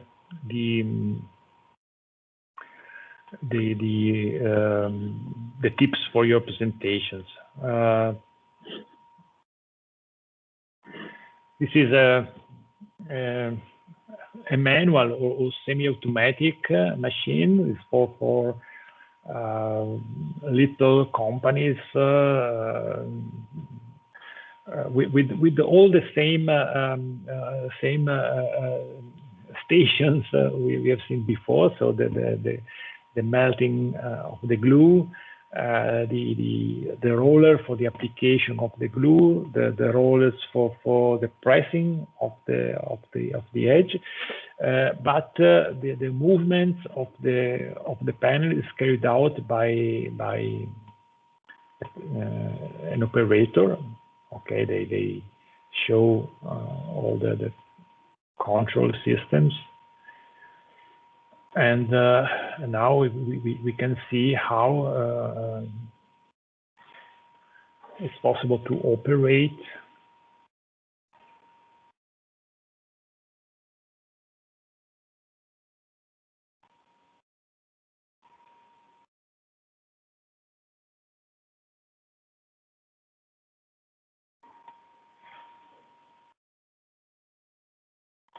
Okay, this is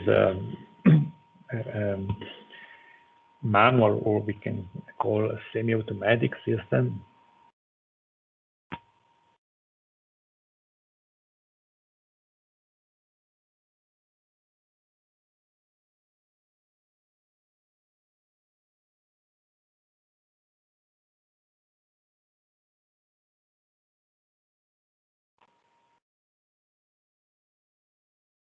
Okay.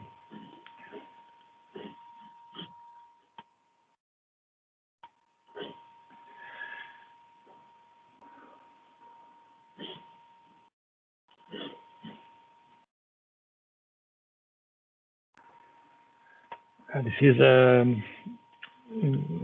completely automatic machine for the edge bending of curved surfaces.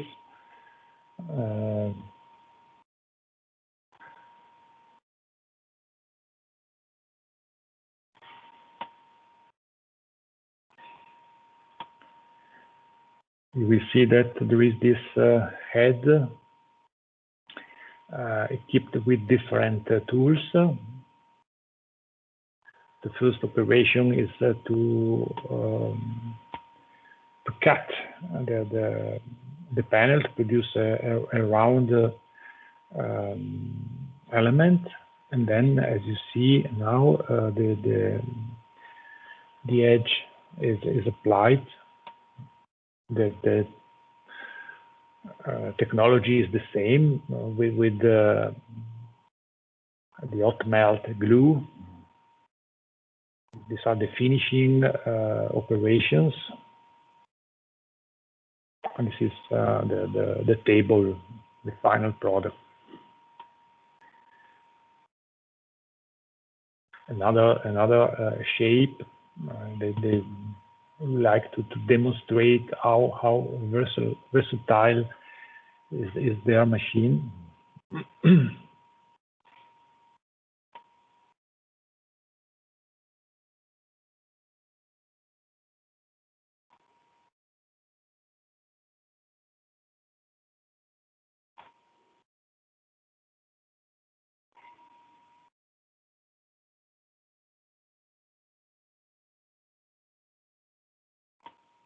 And again, the finishing operations. Okay, I think we can finish here because the story is always the same. But it's always interesting also for me to see how accurate these systems are. The pressure must be accurately calibrated. The pressure is fundamental, and also the temperature of the adhesive, which must be maintained at a very high value during all the operations. So these systems are very accurate and at a very high technological level. Okay, I think we can finish this part, and before we close the lecture, I would like to quickly finish the tips for your presentations.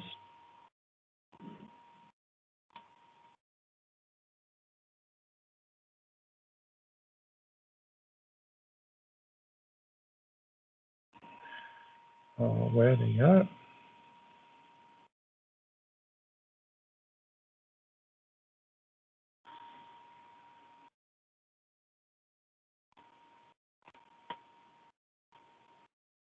Yeah.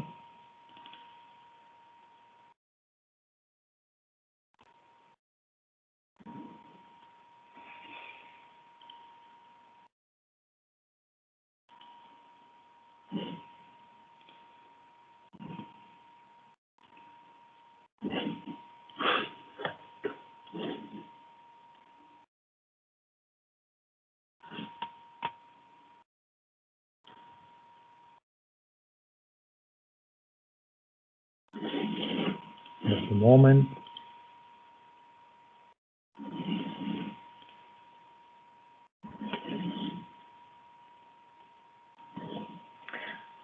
So these are again my tips for your presentations. We have already seen something about the first part about the way to control the stress. It's possible, as I said.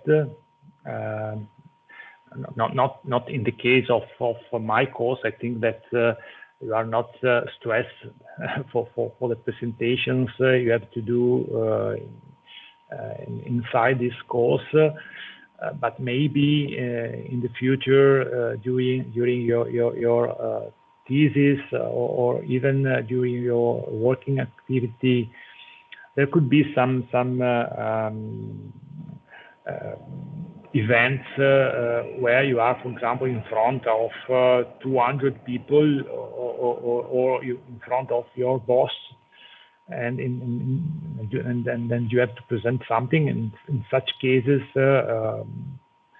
depending on your character, you can be in in a state of anxiety that doesn't help you. So what I try to do is to convince you that it's possible to work on your stress. And what I found for myself very helpful is to prepare myself. So if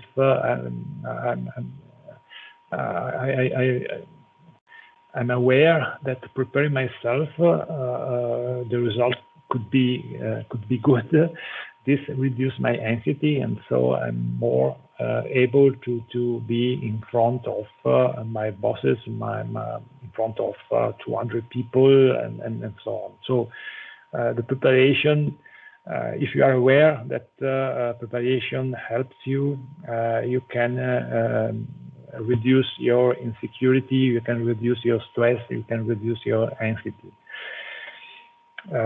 So I said already that you have to study the subject, organize the material on time, study the presentation, and train yourself also in front of, for example, of a mirror, like I do sometimes, or even in front of your colleagues, your family, your friends. All this really helps in order to be ready when the event starts. We said to always to be yourself. Don't try to imitate someone else. It's fundamental to know the people who is in front of you. I always ask when someone asks me to do a presentation. My first question is who will be my audience? Are they experts? Are they students? Are they operators of a certain activity? This is always the first question. So then I'm able to prepare myself according to what I think could be the background and their needs, and also the language. Is fundamental. If you use the wrong language, your presentation will be not a success, of course. Language in terms of level, not Italian, English, or German, but in terms of technical or easygoing or in the middle. It depends on the people you have in front of you. And also remember the time. This is the mistake, the basic mistake of many many people when they have to present something. Normally, they don't consider that they must be in the time given, and the exceeding the time is always a negative impact on your presentation. So remember this. In front or behind the desk, this is depends on you, on your feelings. Normally, as I said, I prefer to stay in front, in the middle of the students. And also in this moment, I'm standing up, I'm not seated, because I don't know why, but I prefer to do the presentation in this way. It's something inside you. Remember some of the rules, fundamental rule: a good start and a good closure. What you say in the middle is less important. So try to say something interesting in the beginning, in order to capture the attention of the audience. And also in the end, try to finish with something, again, something interesting, in order to you let the audience with a good impression. What you say in the middle sometimes is not so important. It seems strange, but first impression and the last impression are the two elements which drive the success of a presentation. Okay, never say I'm not the right person. I've listened many times this, and it immediately reduce the attention, reduce the impressions that the people has on you. It's like when you go to see a show and the actors say, I'm not the right actor to do this performance. Okay, let's go home. Never say this. Okay, I think these are some rules for the middle. Use the body language. Speak loudly, speak slowly. Try to create a connection. We will say something more later on. I will explain it later on. Use also personal experiences. This helps. It gives a sort of I could say familiarity. I don't know, something like this with the people in front of you. If you tell something about yourself, about your life, creating a connection, immediate connection. And I said a good closure.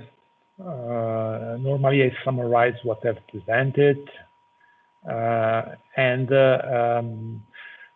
especially if you do something related with the research, try to consider what your research is useful for the future, for example. For your presentations, remember for what you are going to prepare, remember this rule, the 10, 20, and 30. 10 the slides, 20 normally are the minutes, and 30 is the dimension of the font. It's a basic rule, but not so distant from the reality. Normally for my presentations, I consider one slide for every minute. So if I have 20 minutes, normally I prepare around 15 slides, not more. 10 slides if you are a good speaker, 15 slides if you are in the middle, and 20 slides if you would like to be more sure about yourself, but not more. And the dimension of the font we will see also later on. This is a typical mistake of many students and many people presenting something using very little fonts which cannot be used.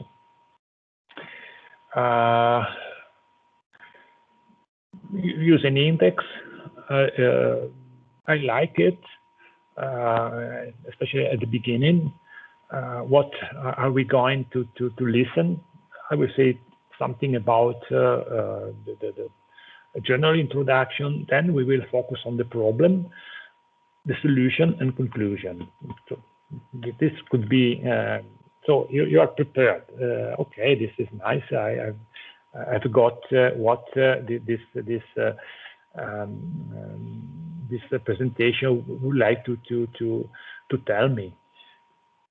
Otherwise, sometimes people start to speak, you don't understand where he is going. He's speaking about this or the other problem, because something, especially at the beginning, some people start saying too many things, and you don't understand what is the goal of your presentation. So this schematic schematic index helps a lot in order to focus on your presentation, what you are going to present.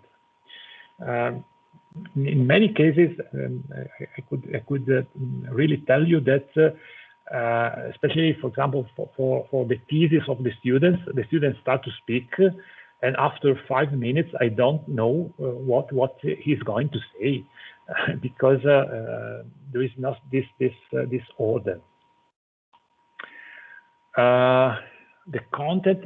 This is a rule I've learned some years ago, many years ago, and I use every time I prepare a presentation. Every time I write an article, it's for me a fundamental rule for my activity. For example, I don't know, we can speak about one of your presentations that could be, I don't know, about wood plastic composite. Just so, what I'm considering wood plastic composite. Why? Because wood plastic composite are a growing material with a growing importance in the furniture sector, because they are environmental friendly, because they use, for example, recycled wood and recycled plastic. Okay, interesting. How I've considered how they are made in the factories. Okay, what are the results? I found that there are different type of production processes, and I can describe 3-4 of them. Okay, what are the results of your little research? We have found that wood plastic composite can be produced in different ways. According to the production with the PVC, we can have these properties, and so on and so on. So this is a schematic way to prepare a presentation, and I can assure you I always use it, and also for my writing activity. When I write an article, I always use this scheme. It helps a lot. Also to consider all the points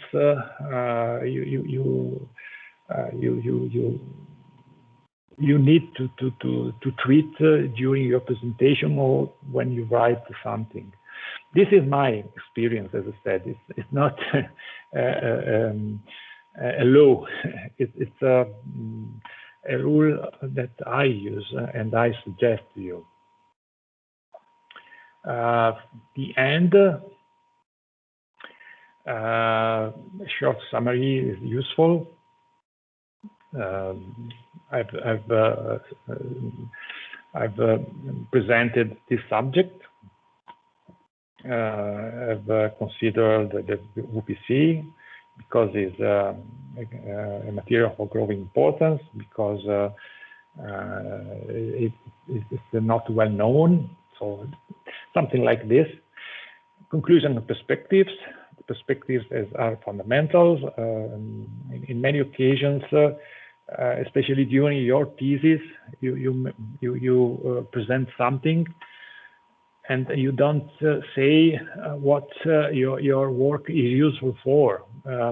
Remember, this is a very good way to close your presentation, especially when you will present your thesis. You have done something. What I've done could be useful for the companies I've helped for the future of the furniture sector. Say something about as I said, the useful of what you have done. This helps a lot to create interest in your work. And then do not close your presentation simply telling what we have done, but try to give a view to the future where your work could be interesting. Sometimes you could also say, I've done this work and we need other improvements, other researches in order to confirm such results, in order to understand something more, and so on. This is normally a good closure. And depending on where you are, you could also close with a nice picture, a nice sentence. I think I've placed here my usual end, because normally I'm speaking about materials, I'm speaking about testing methods. Very often I close my presentations with this sentence from Lord Kelvin that you know very well, the father of the absolute temperature scale. And he said that if you cannot measure something, you cannot improve it. So because normally I'm speaking about testing, about improvement of the products, this is what normally I say, but it's just an example. Use a simple backgrounds. I like white, but it's my feelings. My suggestion: never use such backgrounds like this, too complex, and the text, and never use. Do not overload your slide with written text. People is not normally able to read and to listen at the same time. Remember this rule. Many speakers do not consider it.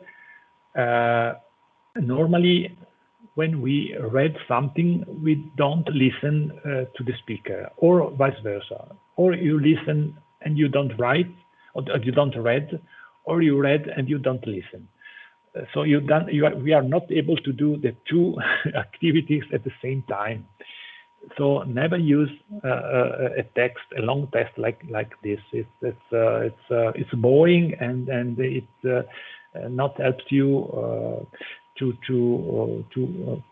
attract the audience towards your words. This is normally what I use.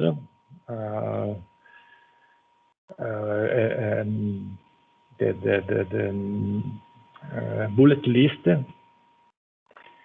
So do not overload your text with written text. Use big fonts. Use images instead of text. Do not use tables. Use bullet lists like this. And find the right compromise for the written text. Why the right compromise? Because sometimes the written text helps you. You are more sure if you can read something in the slides. Otherwise, you have to remember.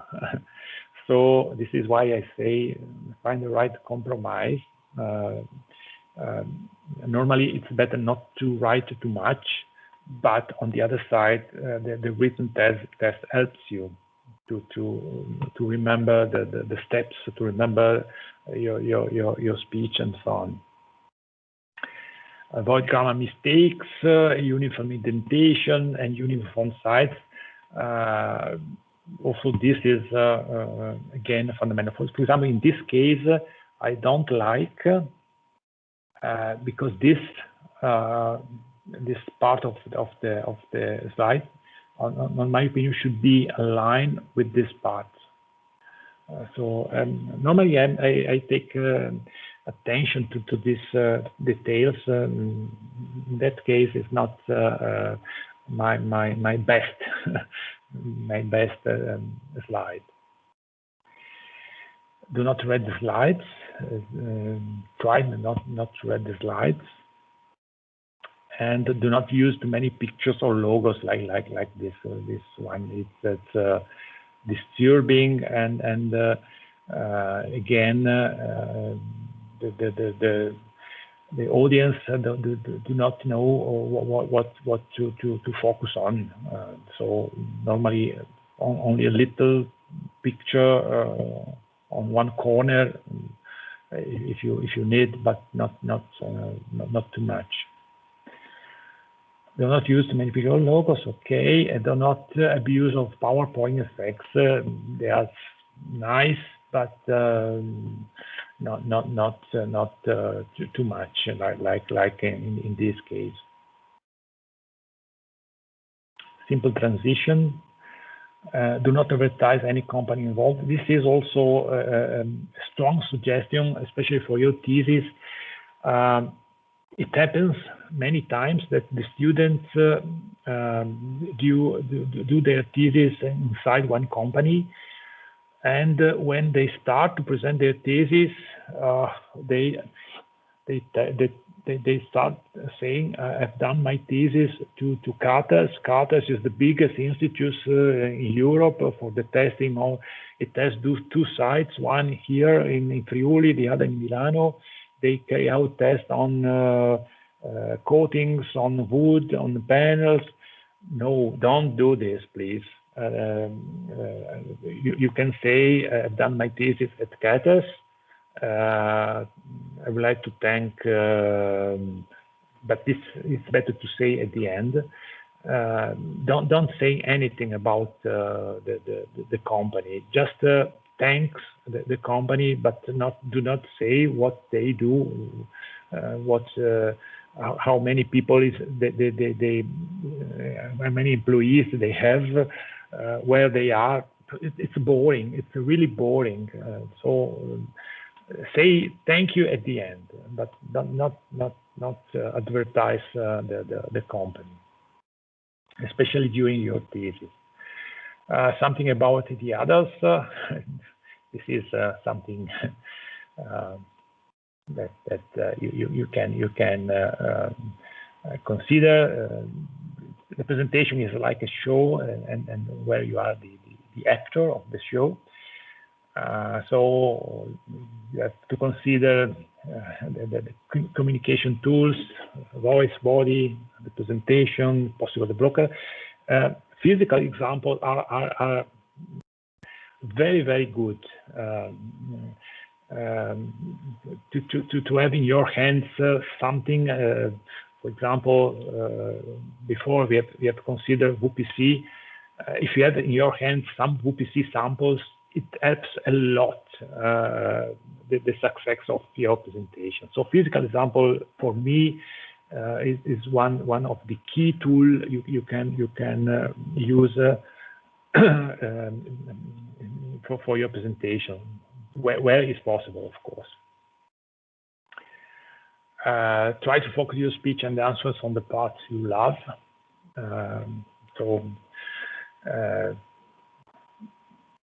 It's something not so difficult as it appears, because when you prepare your presentation, you can decide to say something more where you are more prepared, for example. And so if there are questions, normally they are asked where you say something more. So if possible, try to focus your presentation and your speech on the parts where you are more prepared. Okay, this is something we have said before. Consider where you are. If you are in front of professors or in front of funny people, your words, your speech could be different. So let me tell you some jokes. Never say this in front of professor. If you say in front of funny people like this, it will be a success, of course. And okay, look every participant if possible, of course. And if you ask question, they can answer. Not ask something they cannot know. And when you are on the other part, when you are among the audience, normally it's good to ask almost one question to the speaker. So also when we will present, when you will present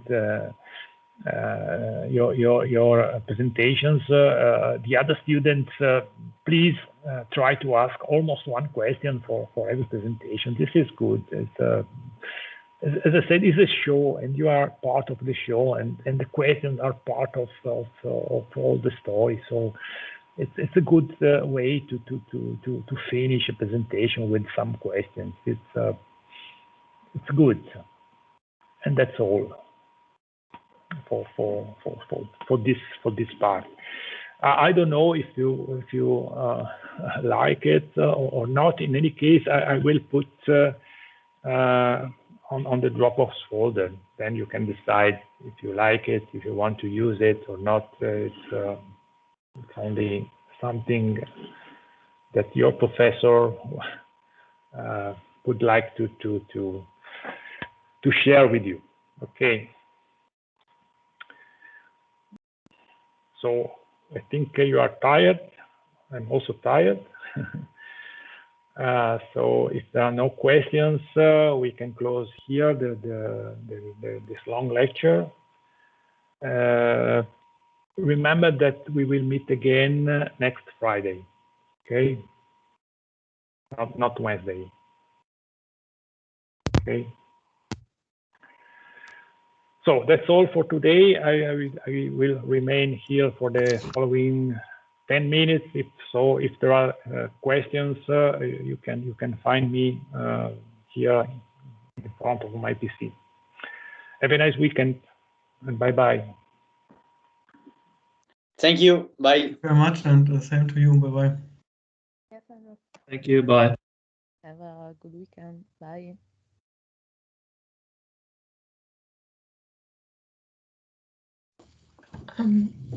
Thank you very much, Professor. Yeah, you can go. Yeah, you can ask. Okay, I have a short question. Yes, I'm here. Or better, I would like to say to you that Alberto and I would like to present on the 7th of May. The 7th, okay? So, I already wrote you an email, but I think it's easier to say it to you directly. Okay. But you have already sent an email to me, yes? Yes. Okay. Yes. Very good. Okay. Thank you very much. Have a nice weekend. Also to you. Bye-bye. Bye. Professor? Yes? Yeah, I also have a question regarding the presentation. So is it possible for you to change the file in the Dropbox, because I cannot we cannot change the file okay. for presentations in the, Okay, in the yes, I will put a Word file so you can work on it. Yes, yeah, you are right. So yeah, and maybe it will be also easier for you. Yes. Thank you for your suggestion. Thank you very much. Yes. I will do immediately. Yes. Thank you, Professor. Have a great weekend. Thank you very much. Buljan, I have another question.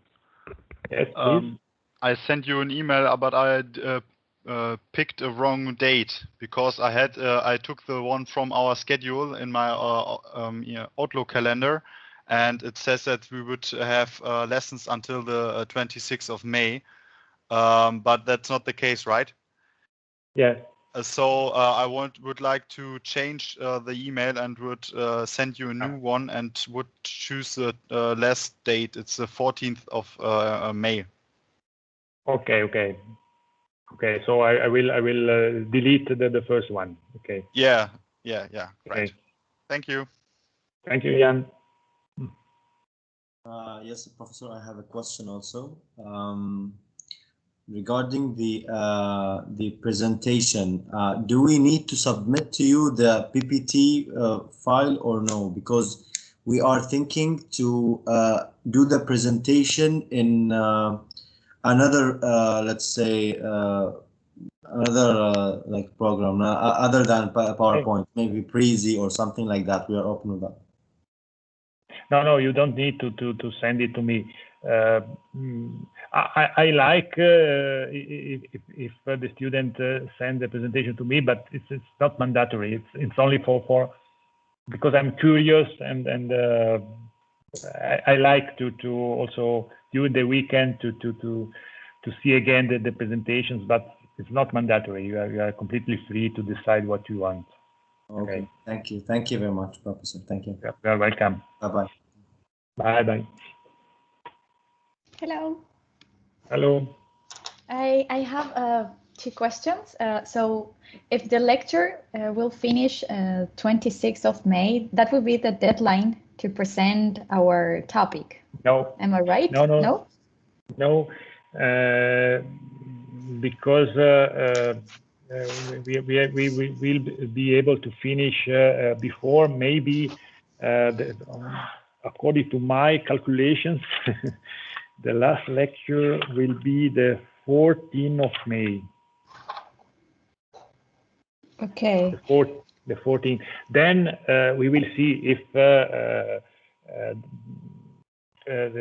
I will not be able to finish. If there will be a presentation to present, we can also find another date. But at the moment, I would like to prefer to consider the 14th as the last lecture.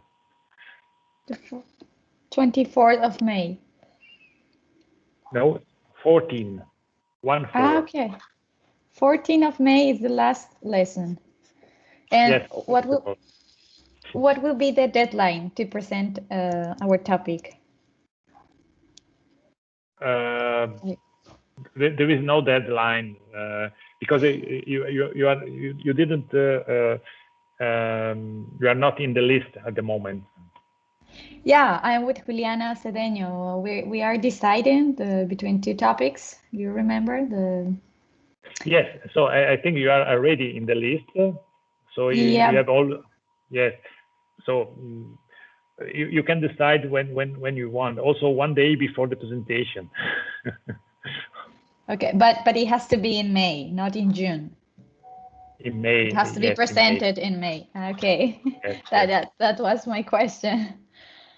Okay, no, thank you so much. You are welcome, Laura. Bye. Bye.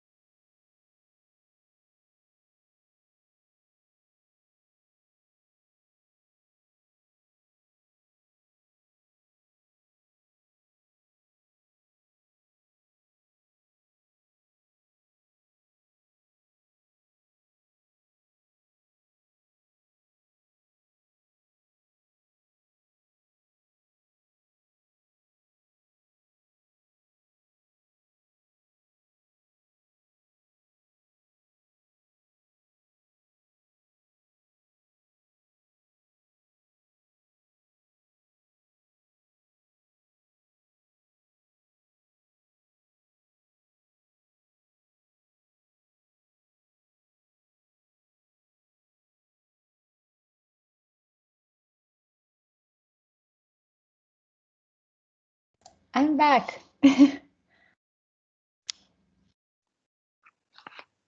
Okay, here I am.